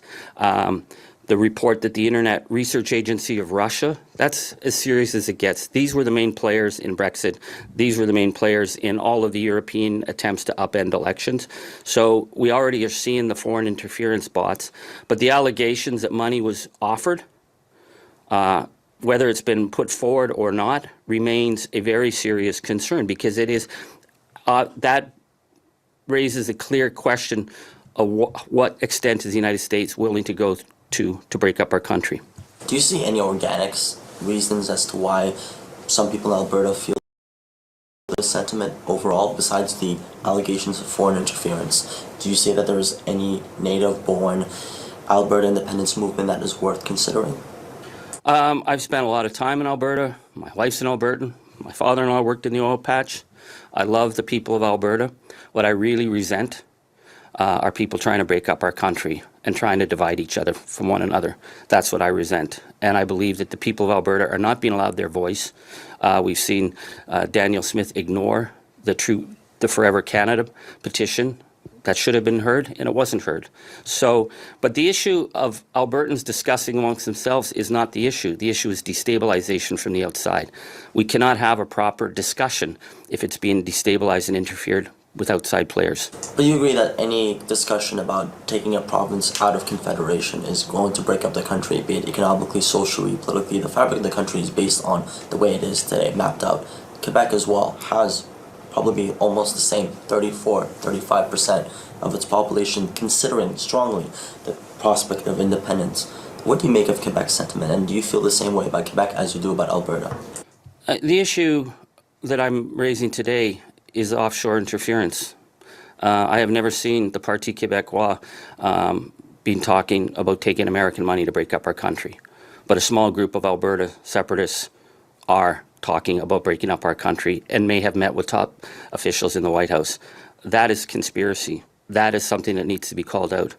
And the fact that these two referendum calls were called out by the courts as not being credible shows to me that this is not a credible situation. This is about trying to break up our country at a most serious moment. So. All right, and that's about the end of that there. You can see here, Kits and Cubs, that the person that went to attend there was only one person from one outlet asking several questions that Mr. Angus entertained. But as you can see, as the questions got further, that there was clearly an editorial slant or bent being pursued here. Falsely claiming that the 35% or so support for separation in Quebec is the same thing in Alberta. We just saw public opinion polling from Ipsos that is indicating that on the questions Daniel Smith posed, only about 19% of Albertans support it. And if the question were outright, do you want to leave, it would be 18% support. And there's been some recent opinion polling in the province of Quebec on the issue of separation, which was brought to us online by the site Polling Canada. I'm just going to try and see if I can note. Oh, got some breaking news here that I'm going to have to bring to you that I just saw as well. Some evaluation of where it stands in the province of Quebec. And I'm just going to find this really quickly for you because I didn't thought it was going to come up, but it does here. So first of all, it was by a group called Synopsis that shows that with Quebec provincial polling, the PQ is at 31%, the Parti libéral du Québec is at 26%, the CAQ is at 21%. That's a big rebound from them because they were way below 10 at the worst with I was going to say Philippe Couillard with that's a premier a while ago, with François Legault and the Quebec Conservative Party, Parti conservateur du Québec, 12%, and Québec solidaire, the party that Alexandre Boulris left to go run for, at 11%. But also, see here that the Parti Québécois apparently is taking a stance against the high-speed rail project and claiming that it wants the money that Canada would spend on the Quebec portion to go to Quebec as an opt-out thing. It doesn't work that way. The opt-out clause was for programs, not specific projects. So it's a ridiculous comment, and it might turn a lot of people off as well in the province of Quebec. But they asked about independence, and this is Synopsis as well. And right now it says it's 71% Remain, 29% independence. So, with the numbers, the polling numbers, the Parti Québécois is still projected, according to them, to get a slight majority. But again, with the CAQ doing much better, at some point that is going to cut into the Parti Québécois vote. So that news came out also on the issue of Alberta separating. There was a poll that I mentioned to you from Ipsos where it was stating that both people who would vote for separation and people who would vote to remain equally feel they both feel that Danielle Smith is not advocating for their side.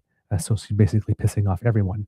And this poll is indicating that the UCP would get 48% if there was an election today, the NDP 45 if an election was held today.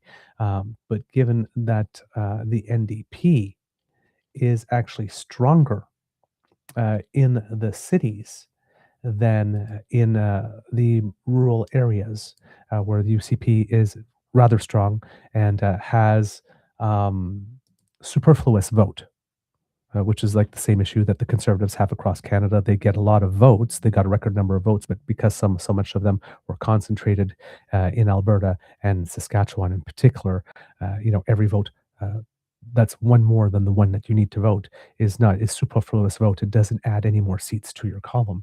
And so given that vote is that way in Alberta for the UCP, even though it's 48 to 45 in terms of the polling numbers for the UCP, what that translates into seats comes to the benefit of the NDP. Here, according to the people at Polling Canada who mapped out the results.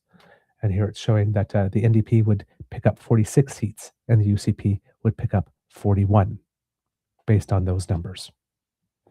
So Danielle Smith, according to some polls, has negotiated herself into an electoral losing position at the moment. No wonder she wants to gerrymander a couple seats.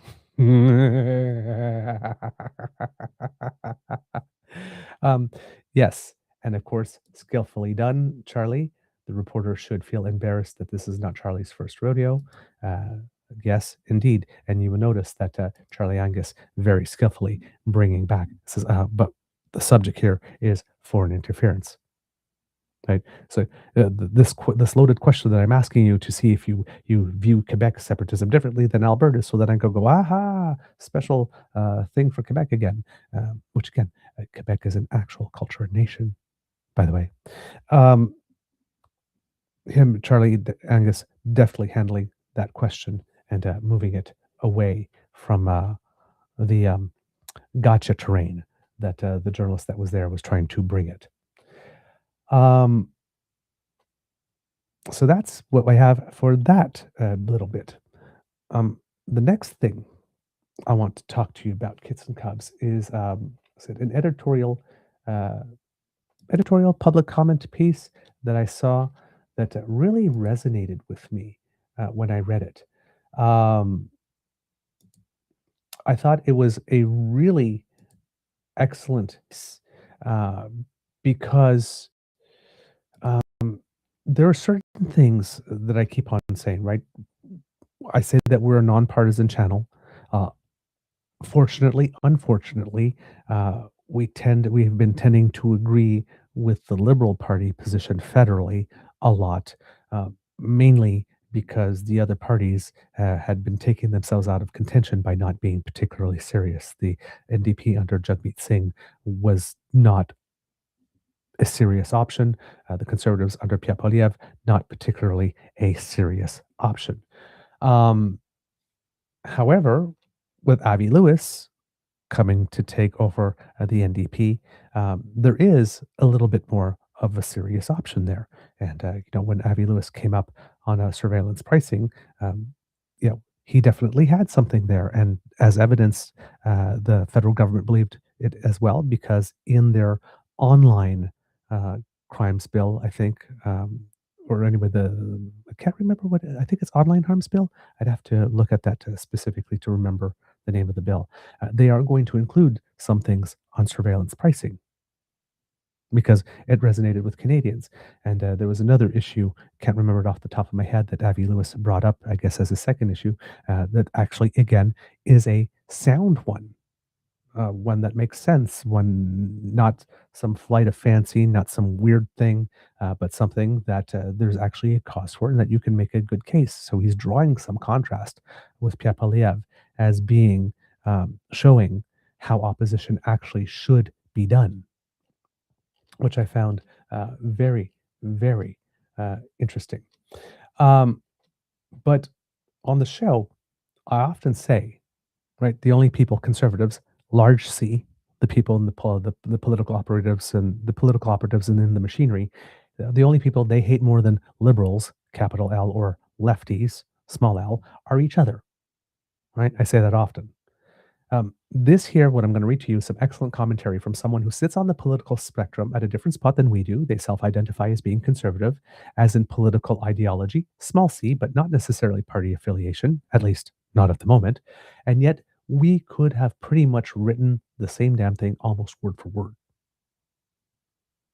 So, when I say that the current iteration of the Canadian conservative movement is not particularly small c, conservative, anymore, but rather libertarian authoritarian, which is kind of an oxymoron, but libertarian authoritarian performative on top of that, and that genuine conservative voters don't have a party of their own anymore. What this commentator has to say here encapsulates this beautifully, as far as I can say. And when I say that there are many good conservatives who are our neighbors, our friends, our fellow citizens, whose voices that we need to ensure that we go forward in a balanced manner, because on certain files, there's some things for which you want a more progressive view, like, for example, inclusivity and equity, making sure that everybody has a seat at the table. And there are certain things that, where you probably want more of a conservative voice, traditional conservative voice, a bit of the hold back, and let's be cautious, and let's strengthen some institutions, and let's make sure that things are all right there. Like, for example, if we are going to be making an economic shift like Mark Carney is, to ensure that it actually is founded on solid economic principles.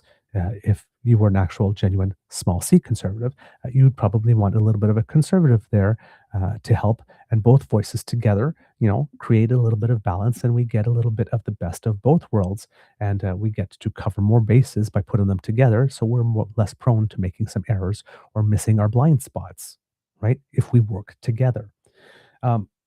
This commentator is that type of person, from what I can gather.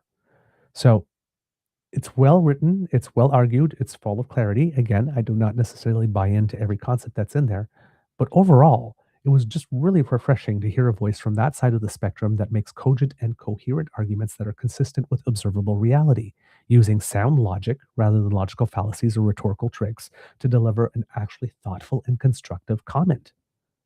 And we need more people like this to stand up and make their voices heard within the conservative community. And when they do, even though we don't necessarily agree on everything, we do need to stand up for them and with them, because the current Canadian conservative movement, large C, will rush in to dehumanize, demonize, and diminish them as impure, not real conservatives. And because they are our fellow citizens, it's our responsibility to not allow that to take place. Their party left them. So we need to be caring and welcoming, because we have much more in common than the polarizers and the extreme consensus advocates need you to believe that we do for what they are trying to do to work. So I'm going to read it, and I'm also going to include the link for you if you would like to follow along or read it again on your own time, because, again, we need more voices like this from that side of the spectrum. All right. The piece is by Linda T. That's the name she goes by. It says, the CPC can't figure out how to beat the Liberals, so now they're beating up Conservatives instead. The CPC has found its newest replacement for a strategy, punishment.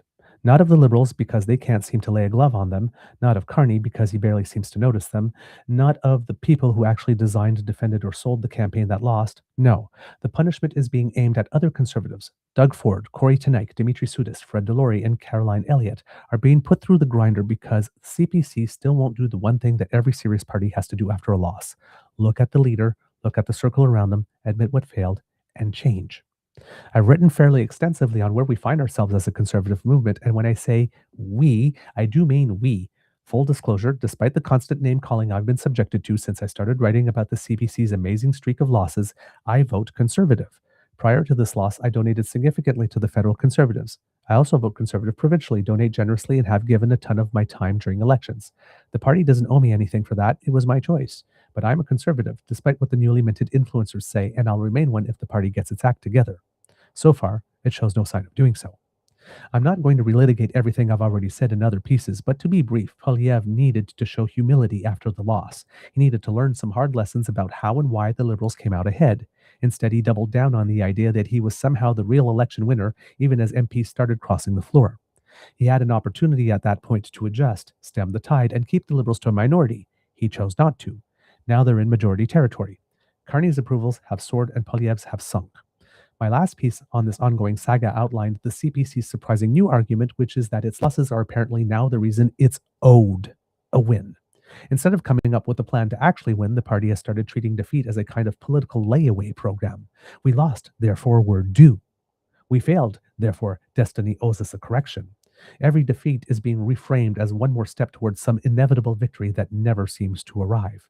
It feels like each time people point out to the CPC how wildly sad this is getting and how their numbers keep tanking because of it, they somehow manage to get even more unserious. Instead of taking stock, accepting the loss, taking responsibility for the floor crossings, and stopping this endless discussion about how to shapeshift their way into an eventual win, they say, no thanks. No reflection, no humility, no course correction. Just another round of performative politics for a base that's being told the problem is everyone except the people actually in charge. And here we are. From loss to floor crossers to we'll win because we lost to we're going to destroy Corey tonight. For the love of God, how many more ways can they find to make this worse? Everyone is quietly wondering now what's next, because it's clear no one is actually going to turn this around. What is the next pointless, destructive move the CPC will make because it can't beat the Liberals and feels it like it needs to do something? The news cycle over the past couple of weeks felt like it might tilt, even a little, in the CPC's favor. We all heard about Carney shouting at his caucus, and in my opinion, this was a perfect opinion for the CPC to point out that many in the Liberal caucus are such hopeless idiots that even Carney, their own leader, has to shout at them. A little aside here, this was an article that was written by Althea Raj, who seems to have had a bone to pick with Mark Carney pretty much since the get-go. She doesn't really seem to like him. People say, well, he yells. Okay. That's not great, clearly. But Mark Carney does have a reputation for not suffering fools and being prepared and wanting people to come with some solutions, not just problems.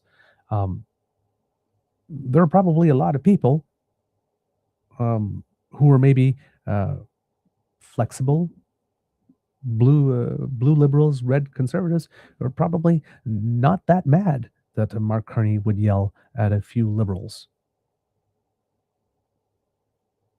particularly ones that they maybe didn't care for that much under Justin Trudeau.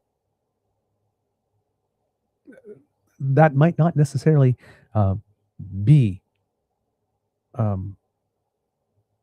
point that can be exploited. It might actually be a selling point rather than a bug for certain audiences. But it would be a much smarter play than what they're doing now by any objective measure. So again, we all heard about Carney shouting at his caucus, and in my opinion, this was a perfect opening for the CPC to point out that many in the Liberal caucus are such hopeless idiots that even Carney, their own leader, has to shout at them. That was the attack. That was the angle. It was an opening to hit the Liberal Party as an institution. Unfortunately, my editorial addition here is that unfortunately there are plenty more hopeless idiots within the CPC at the moment. So it's kind of hard to accuse the other party of being a party of hopeless idiots when yours is even more so, and still be credible. Just saying. Unfortunately, the CPC decided to go the other route. Instead of making the story about Liberal dysfunction, they made it about media unfairness. Quote, see how unfair the media is? They never keep the MPs' names quiet if it was Poilievre doing the shouting.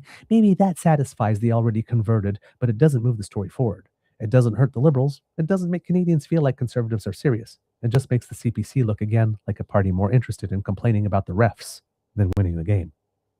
Then, after blowing that, the story started circulating that Canada could be headed for a recession. Nothing definite and not full panic yet, but it was still a good time to put the focus on the Liberal government and ask ministers what specifically is being done to help Canadians with the cost of living, other than another taxpayer-funded rebate. Again, little aside, probably wouldn't be very convincing from Pierre Poilievre, the man that went up to a mic during COVID and said, "We're conservatives. We don't believe in social programs or in costly social programs." When you have a leader that just basically said, well, we don't really care about the cost of living or making things really more affordable unless it's lowering the price of gas. Out of Pierre's mouth, this wouldn't work. But again, there was an opportunity there. One that the NDP, again, with surveillance pricing and other type of stuff, is explaining, and the Conservatives are just leaving behind, which may explain why the polling is indicating that the NDP is actually clawing back some of the vote and some of the seats that Conservatives took from them in the last federal election. So, again, then after blowing that, the story started circulating that Canada could be headed for a recession. Nothing definite and not full panic yet, but it was still a good time to put the focus on the Liberal government and ask ministers what specifically is being done to help Canadians with the cost of living, other than another taxpayer-funded rebate. When will the cuts to the TFW, Temporary Foreign Worker Program, show results? What's the housing plan? What's the plan for jobs, productivity, investments, and affordability? These are real questions. They matter to real people, and they were sitting right there waiting to be asked. Now, again, being on a different side of the political spectrum, I believe that a lot of these questions have already been asked. When will the cuts to the TFW program show results? They already are. Because, again, using that GDP per capita narrative that we kept laughing about when the Conservatives were using it, because we had a huge influx of people in a short amount of time. And therefore, of course, GDP per capita went down. Well, now that we have negative population growth, as I told you, GDP per capita would go up. Well, it has. Not a peep from Pierre on that. Mark Carney is somehow not responsible for GDP per capita going up. In fact, Conservatives don't mention it anymore. Because, as expected, when you have slight GDP growth, but lower population or negative population growth, your GDP per capita is going to grow. Because that's how fractions work.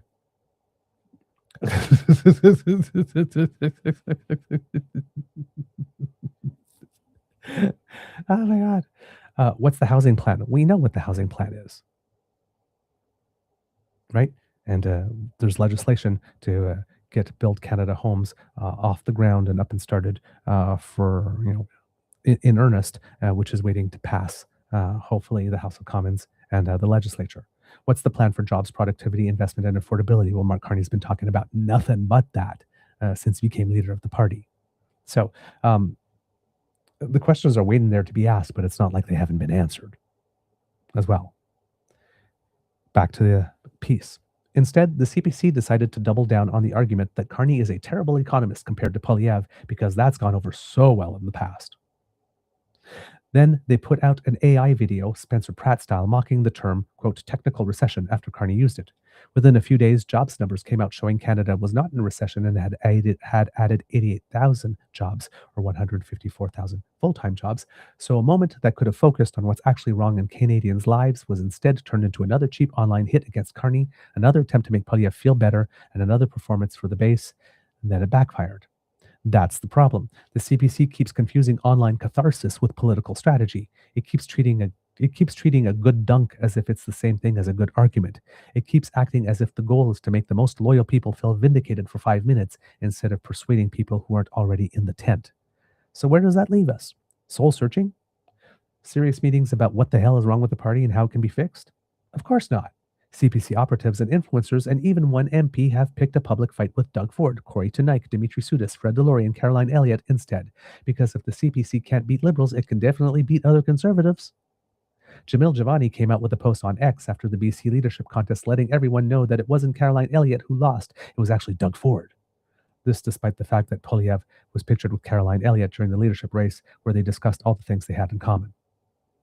Jamil Javani is saying that Doug Ford is the one that lost because Corey Tenike, his campaign manager went over there to manage Caroline Elliott's campaign and didn't get the win. So it's a loss on Doug Ford, if you can follow that mental gymnastics.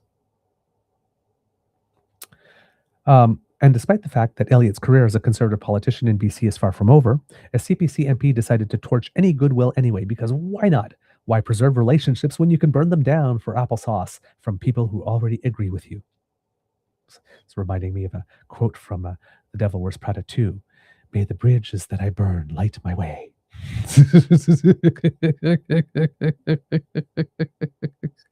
Conservative influencers like Misinformation Mario Zelaya, misinformation was my editorial addition to the text, are posting on X about, quote, rooting out the traitors in the CPC.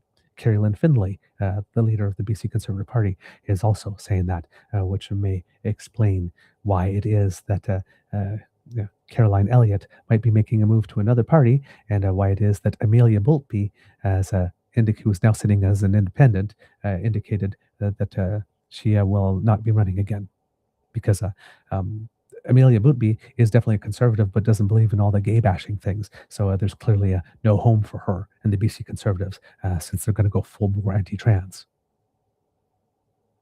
right? And by traitors, they mean anyone who says anything negative about Pierre Poilievre. Corey Teneycke is now saying negative things about Poilievre because Poilievre's MPs and supporters have gone after him and Ford for 2 weeks. Of course he's going to hit back. How Fred Delory got thrown into this, I'm not entirely sure. Dimitri Soudas seems odd too, but here we are. And actually, Dimitri Soudas actually saw this editorial and actually liked it. Can CPC influencers chase Ford, Delory, Soudas, and Teneycke out of the Conservative movement? I doubt it. They can certainly cause problems, which seems to be the point, but what exactly do they hope to achieve? The next Ontario election isn't until 2030. Do they think Ford is going to step down? Obviously, he won't. He has a majority. Unless he gets a little sensitive by all the negative press and doesn't like it anymore and says, you know what, I don't like this anymore. I'm going to take my marbles and go home. You don't appreciate me enough. I've had enough. Which I could actually see Doug Ford doing because he's a big old Suki baby. But he has a majority. Do they think Delory will stop going on CBC, Power and Politics? Of course he won't. He's part of the panel, and the audience for it isn't sitting on X waiting for CPC influencers to tell them who the real conservatives are. Soudas is the same. He's a private citizen now, a successful one, and despite political missteps, he was successful in politics too. He doesn't care what people on X say about him. So none of this achieves anything real. It doesn't hurt the Liberals. It doesn't broaden the Conservative coalition. It doesn't make Poilievre look stronger. It doesn't make the CPC look more serious. It just gives the base another look over here target, another person to blame for Poilievre's problems, and another internal fight to distract from the fact that the party still has no clear plan to win. That's what this really is about. The CPC can't admit the problem is the strategy, the leader, the tone, the campaign, the message, and the refusal to learn from defeat. So instead, it now has to find traitors. It has to find saboteurs. It has to find establishment conservatives, red Tories, Ford people, media panelists, consultants, former staffers, or anyone else who can be blamed for the fact that Carney is rising and Poilievre is sinking. I would actually say drowning. It's not strength. It's a party punching sideways because it can't punch up. It's a movement so terrified of admitting failure that it would rather start a civil war than have an honest conversation. And the saddest part is that none of the people being attacked are the ones keeping Poilievre from winning. Doug Ford isn't stopping the CPC from presenting a serious economic message. Corey Teneycke isn't stopping the CPC from sounding normal to voters outside the base. Fred Delory isn't stopping the CPC from learning why it lost. Dimitri Soudas isn't stopping the party from course correcting. Caroline Elliott isn't the reason the Liberals are climbing. The CPC is doing that to itself. Until the party is willing to face that, this is what we're going to keep getting. Not a strategy, not a reset, not a serious opposition movement ready to govern.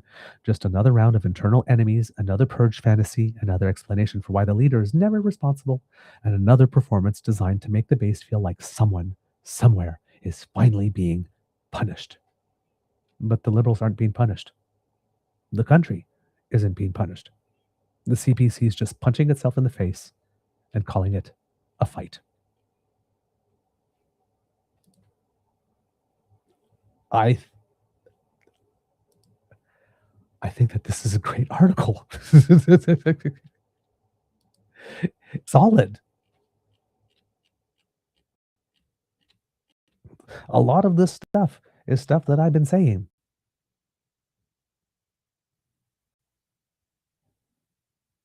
it's just so nice. So nice to be hearing someone else say it as well. Let me see if I can bring this up on my phone as well, because on my phone, I believe I was able to see some of the comments, which are not appearing on my uh, desktop for some reason. Uh,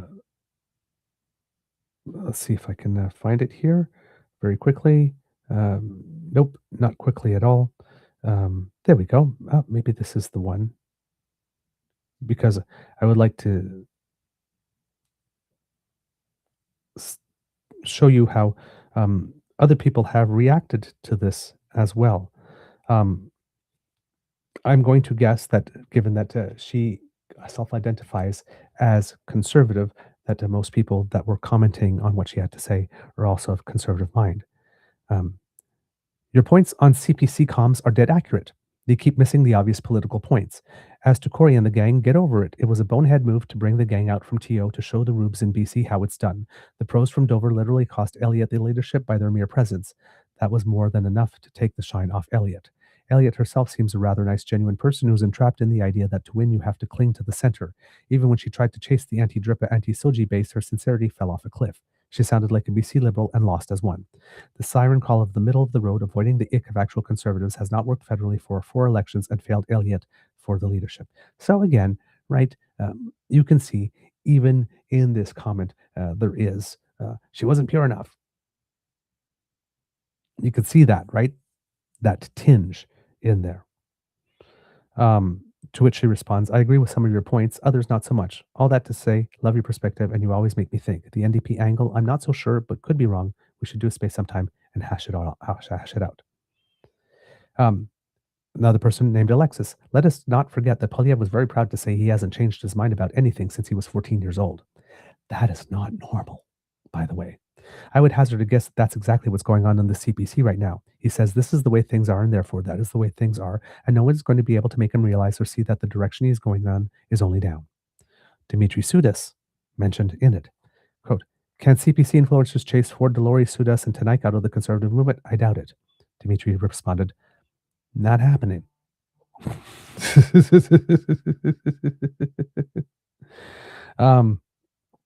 So these are conservative voices that we need. Again, they will try to frame things. Mark Carney hasn't presented his plan for the economy or anything yet. He has, right? But that is definitely, or he hasn't said enough about it. Because that's definitely a more constructive, reasonable line of attack than Mark Carney is badly educated in economics. It just doesn't make sense. Hopefully, I'm going to reach out to this person and hope that they would agree to come on a show like ours and be a guest. As you know, we've had conservatives on the show before. Not many of them, because we don't like to platform people who are of bad faith. But when we find good faith conservatives, again, who have no political home, really, we do like to have them on, because,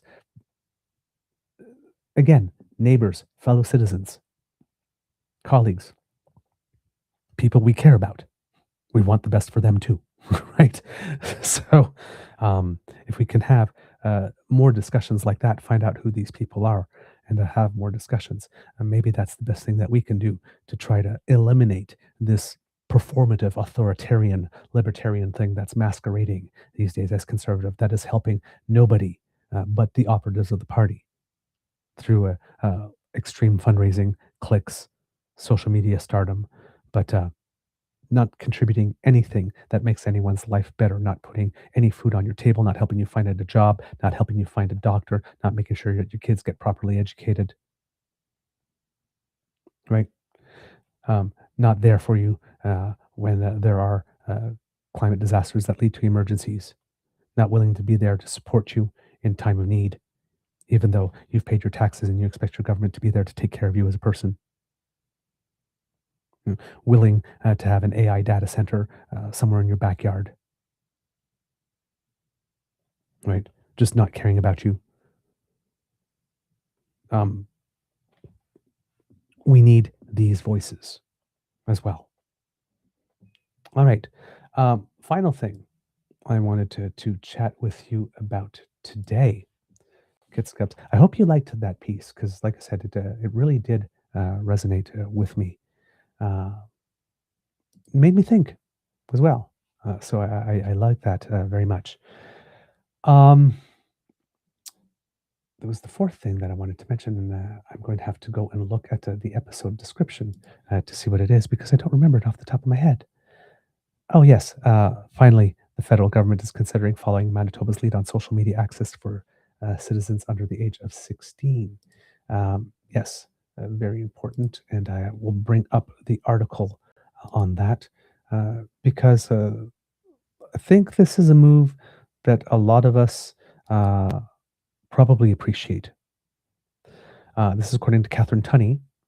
It says here, the federal government is moving to restrict young Canadians' access to social media unless those companies can show they've made their platform safe. Culture Minister Mark Miller introduced his long-awaited online harms bill in the House of Commons on Wednesday, which also puts in some controls around artificial intelligence chatbots as a result of what happened in Tumbler Ridge. Quote, we're failing our children. Enough is enough, Miller said. We need basic protection in place so every child in this country can be safe on platforms they use every day. The rest of us would like that too, by the way, just saying. Bill C-34, the Safe Social Media Act, would force social media services defined as traditional social media platforms, live streaming services, and adult content services focused on user-shared content to restrict accounts for children under 16 years old. However, services could seek an exemption if they implement what officials briefing reporters called adequate safeguards to protect children. The exemption wouldn't apply to platforms offering adult content services. The exemption will be based on criteria to be determined later through regulations, said officials. It remains unclear when the ban would come into effect and how long it would take for exemptions to be granted. Officials estimate it could take 18 months to set up the regulator after the bill becomes law. They did say the under 16 ban could be set up after regulations are issued, but before the watchdog is fully set up and running, raising questions about the rollout. The bill doesn't lay out how the platforms will need to verify users are not younger than 16. Miller told reporters there will be, quote, back and forth with the platforms as to what protects people's privacy and what is adequate and sufficient in the circumstances. The bill, which has to be passed by Parliament before becoming law, also sets out criteria for AI chatbots, public-facing services that can mimic human relationships, including the obligation to reduce the risk of harmful content being generated by their services. AI chatbots will need measures to respond when a user expresses ideas of suicide or self-harm or an intention to commit an act that could cause death or serious bodily harm to an individual, said officials. The bill would not require the companies behind the chatbots to report those interactions to police. Again, why not? Asked why there is no age restriction on chatbots, Miller called those platforms part of a, quote, an evolving playing field that can be, quote, very damaging towards kids, but can also be educational tools. Quote, we're going to have to keep a close eye on it. It did not feel appropriate to impose a minimum age restriction at this time, he said. The government proposes setting up a digital safety commission to make sure companies abide. Once set up, it would be responsible for enforcing the act, developing regulations and guidance, assessing compliance, and managing complaints. Social media platforms will have to quickly remove two categories of content that sexually victimizes a child or re-victimizes a survivor, and non-consensual intimate images. Those companies will also have to, quote, apply labels to synthetically generated content, the government said in a press release. Quote, while laws exist to respond once harm has happened, there's currently very little that requires online services to prevent harm in the first place. According to the bill, the maximum penalty for violation would either be a $10 million or 3% of the company's gross global revenue, whichever is greater. Companies could face multiple penalties for repeated violations. I like that. The federal government has been signaling some kind of ban for children and young teens for months. Ottawa, like governments around the world, is under pressure from parents and advocates to address social media's addictive features and limit access to predatory and sometimes dangerous content. Psychologists have been warning that design features like infinite scroll are impacting teens' self-esteem and mental health. The Canadian government has also faced calls to regulate AI chatbots following the Tumbler Ridge, BC mass shooting earlier this year. In the wake of the tragedy, it emerged that OpenAI did not share internal warnings with law enforcement about messages sent to its chatbot, the immensely popular ChatGPT, by the shooter. Carol Todd has been waiting for action for more than a decade. Her daughter Amanda, trigger warning, of course, here killed herself. In 2012, just 1 month after posting a video online detailing the cyberbullying and extortion she had been living with for 2 years. Since then, she's been advocating for online harms legislation.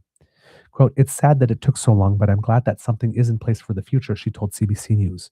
Quote, "We don't want to hear any more tragic stories. Amanda's was one of the first explosive stories in Canada, and her story just keeps floating up to the forefront with all of this.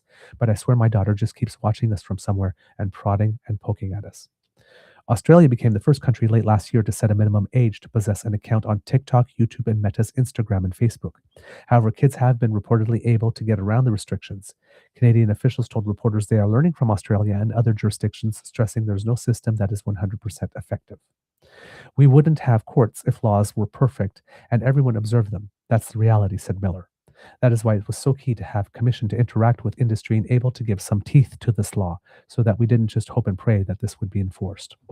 Michael Geist, the University of Ottawa's Canada Research Chair in Internet and E-commerce Law, called it an enormously problematic policy. Quote, "There are real concerns about the privacy implications of this for all Canadians because it's not just kids that are going to be forced to provide some sort of age verification," he said. "That's a very risky approach and one in which the government doesn't even have the details yet about how that system would actually function." Meta, whose platforms will almost certainly be covered by age restrictions, called social media bans counterproductive, but said it's encouraged that the government, quote, "appears to recognize that online services that provide teens with sufficient safeguards can be valuable." The tech giant behind Facebook and Instagram argued age verification should be left up to the app stores rather than the developers of the individual apps. A previous attempt to pass an online harms bill was marked by controversy and died when former Prime Minister Justin Trudeau prorogued Parliament in early 2025. That bill included Criminal Code and Canadian Human Rights Act amendments that Conservative leader Pierre Poilievre said would chill free speech. Conservatives have said they want to review the new bill before commenting. So there you go, kids and cups. That is the news on that portion. The little bit of news that I said that came in and that I need to report upon, it looks like we're going to have another leadership campaign. It would seem that the Green Party of Canada will choose its new leader in November to replace longtime leader Elizabeth May. The list of approved candidates will be announced on August 5th, and voting will use ranked ballots from November 2nd to 13th, with results announced on November 14th. It is widely suspected that Mike Morris, who used to be the MP for Guelph and had lost in the last election by the slimmest of margins, but who has remained with the company, might be the forerunner to take over. Based on what I know of him, he's an extremely good constituency MP, and people have a lot of respect for him. He could definitely bring the movement forward. So that is that's hopefully he does enter, and there'll be some exciting exciting to see what the Greens do next, especially since it seems to be gaining again some of the vote share that it had lost in the last election. If I remember correctly, if I go to 338canada.com and take a look here, what it says. Yeah, the Greens at the election were barely at 1%, if that, and have climbed up to 3 since then, which is a small climb, of course, but it is a bit of a gain. Seat projections are showing that they would get 2 seats, that Mike Morris would get his seat back if an election were held today. But there are other polling companies like Nanos that shows that the Greens are actually pulling in 6 again. So, like I said, there could be some opportunities for Greens to start growing again and move beyond its initial state. Well, not initial state, because I mean, it was about a 35-year-old party before Elizabeth May came along already. But take the next step in becoming a more solid mainstream party, because it was well on its way around the time that they brought Annamie Paul in to be the leader. And then that leadership choice ended up being a disaster for the party. And Miss May had to come back and help rebuild it and put it more on some stable ground and give it some credibility again.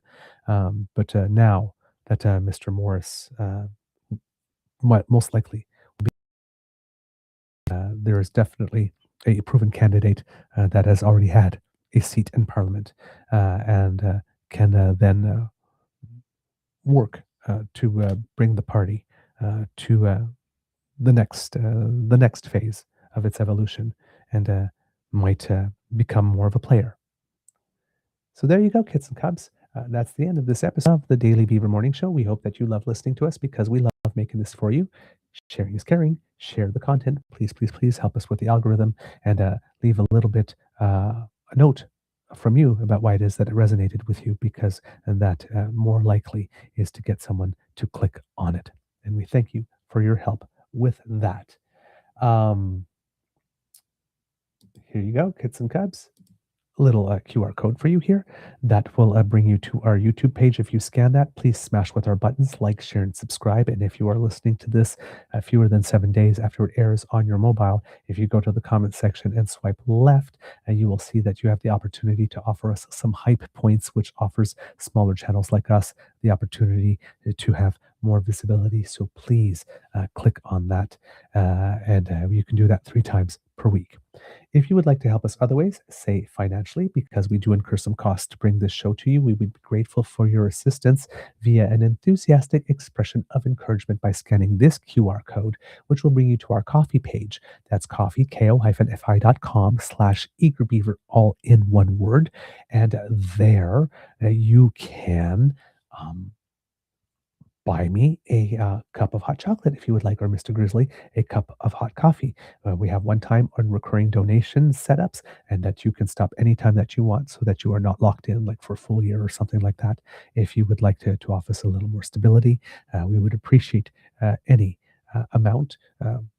Every nickel helps. So thank you for all that you do, those who are able to contribute that way. If you are on YouTube, you can also contribute via super chats, stickers, and memberships. We get about 70% of your donation there. We get 95 to 97% with coffee. And if you would like to make a donation where we get 100% of it and not to give any money to US tech companies like Meta and Google and all of that, a direct bank transfer from your bank to ours via our email address, truenortheagerbeaver@gmail.com, will do the trick. And Kit Elaine, if you are listening, our account with Acast is now finally and fully set up. So I am ready to send the first episodes to Albert, I believe you said his name is. I'm hoping I remember that correctly, so that he can help us get our podcasts up and running again. I'll look back in our feeds, because I know you sent me the appropriate email address. If you want to send it to me again to make it easier to find, that would be very helpful. But I think we are ready and on our way to have a podcast presence again.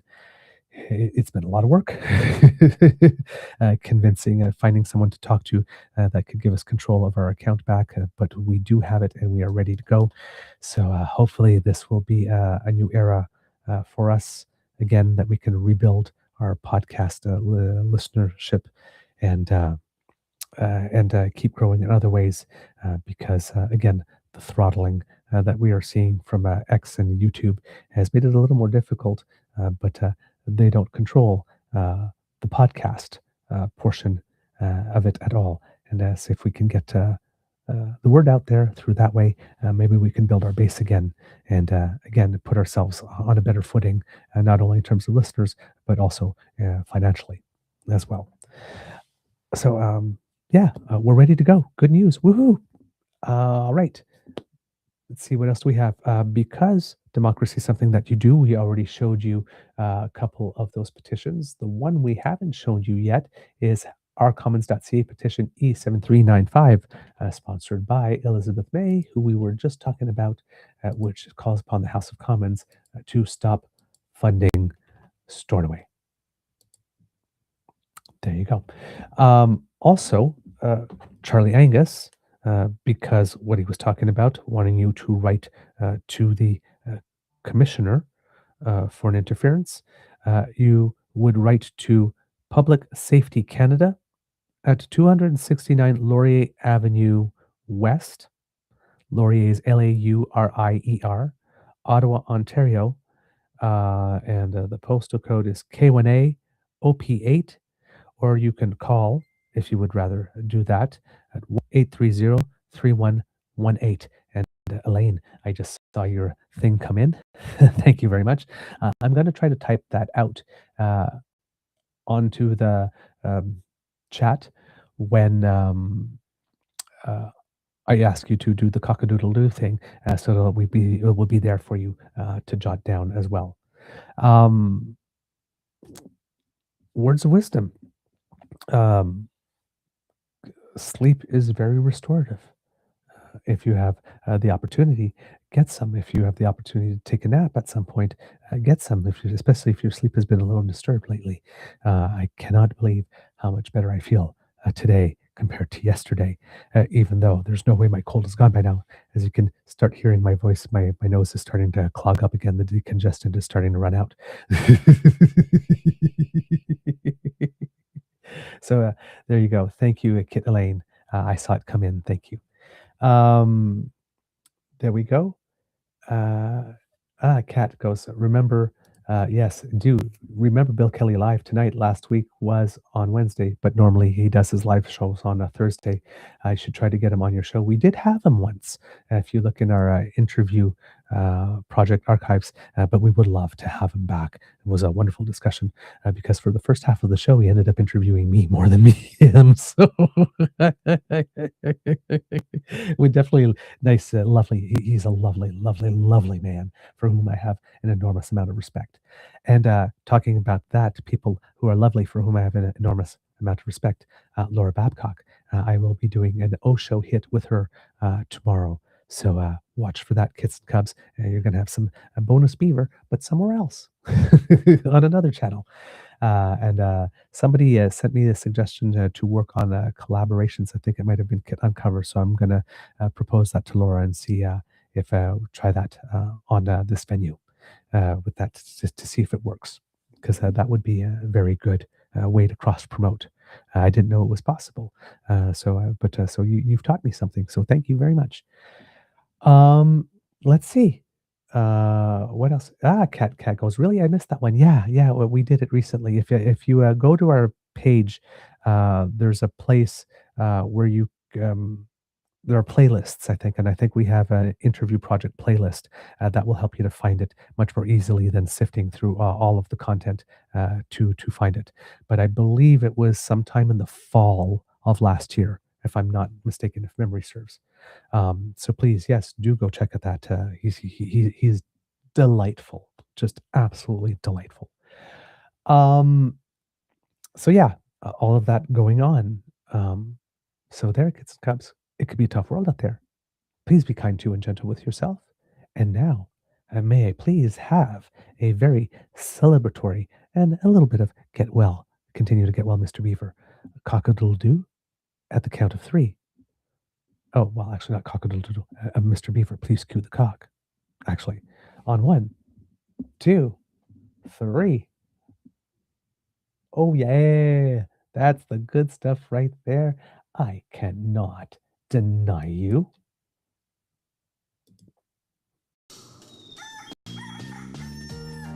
You are listening to a True North Eager Beaver Media Incorporated podcast.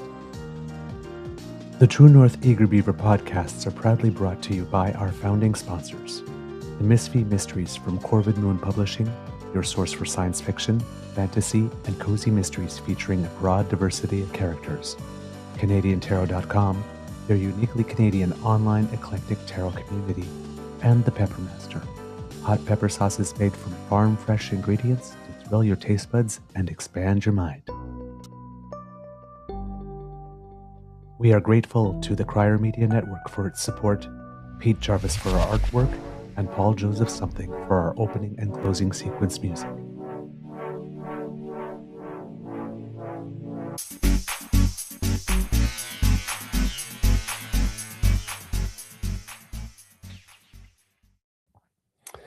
All right, Kits and Cubs. I have some news about some Canadians who make us proud, but a little sad news. Victoria Mboko, who was playing with Serena Williams in doubles, they did win their first doubles match and beating the number 3 team there, and one of the best teams in the world, right in their first match together. But in her singles match yesterday, Mboko injured her knee, it would appear, and had to pull out of the rest of the tournament, which is so frustrating. And people are wondering if she might, if she'll be better in time for Wimbledon. Hopefully that is the case. But her opportunity to play doubles with Serena ended at one match. I just cannot imagine what that must be like, getting that great honor and great excitement, that great call, and then having your body fail you a little bit that way. Actually, I can't imagine what it is like, because that's what happened to my dance career, actually, when my knees gave out. But yeah, that will definitely hits a little hard, unfortunately. In other news about Canadians who make us proud, briefly here, because we've had a lot of success over the last little bit. And one of the things that I want to mention is we have in a sport we don't talk about a lot, BMX racing, but Molly Simpson kicked off the UCI BMX Racing World Cup season in style, reaching the podium twice in Sarians, France. She won Saturday's season opener, edging out Denmark's Malene Keistrup and Australia's Saya Sakakibara in a tight women's final. And that track was the site of her first World Cup victory last year. And then she followed that up, finishing second to Sakakibara the following day. So a gold and a silver for her at that one, which is really interesting. And from the world of badminton, which we also don't talk about often, but we have talked about this gentleman, a young man named Victor Lai, who finished third at the World Championships last year, winning Canada's first ever medal at the World Championships in badminton, made more history by taking home the men's single title at the Indonesia Open, defeating home favorite Jonathan Christie 24-19, 28, 21-8 in the final. He becomes the first Canadian to ever win a Badminton World Federation Super 1000 event. It's his first Badminton World Federation World Tour title. Lai advanced to the final after a 77-minute battle with Chu Tianchen of Chinese Taipei in the semifinals, which Lai won 21-19, 19-21, 21-19. And Victor Lai went into this tournament ranked 14th in the world. Chou Tianchen was ranked number 6 in the world, and Jonathan Christie was ranked number 5th in the world. So a little bit of a giant killing for. And since there is a photo of him absolutely beaming at his success here, and why shouldn't he? Definitely well earned. But there we go. This is Victor Lai. You will be hearing a lot from him over the next few years, because he just showed that bronze medal at the World Championships was not a fluke. He basically said, "Words can't describe how I'm feeling right now. To win my first world title at a Super 1000 in the legendary Istora Senayan is something I could only dream of." So yeah, that would have been super fun, big, really thrilling for him. I'm hoping that for much more success for him. He definitely seems to have put in the work, and now he's reaping the rewards. All right, kids and cups, that's all I got for you. Amori bisous, and we will see each other tomorrow. Bye, and hopefully at the regular time, because hopefully I will continue progressively feeling better. So there you go. All right, bye everyone.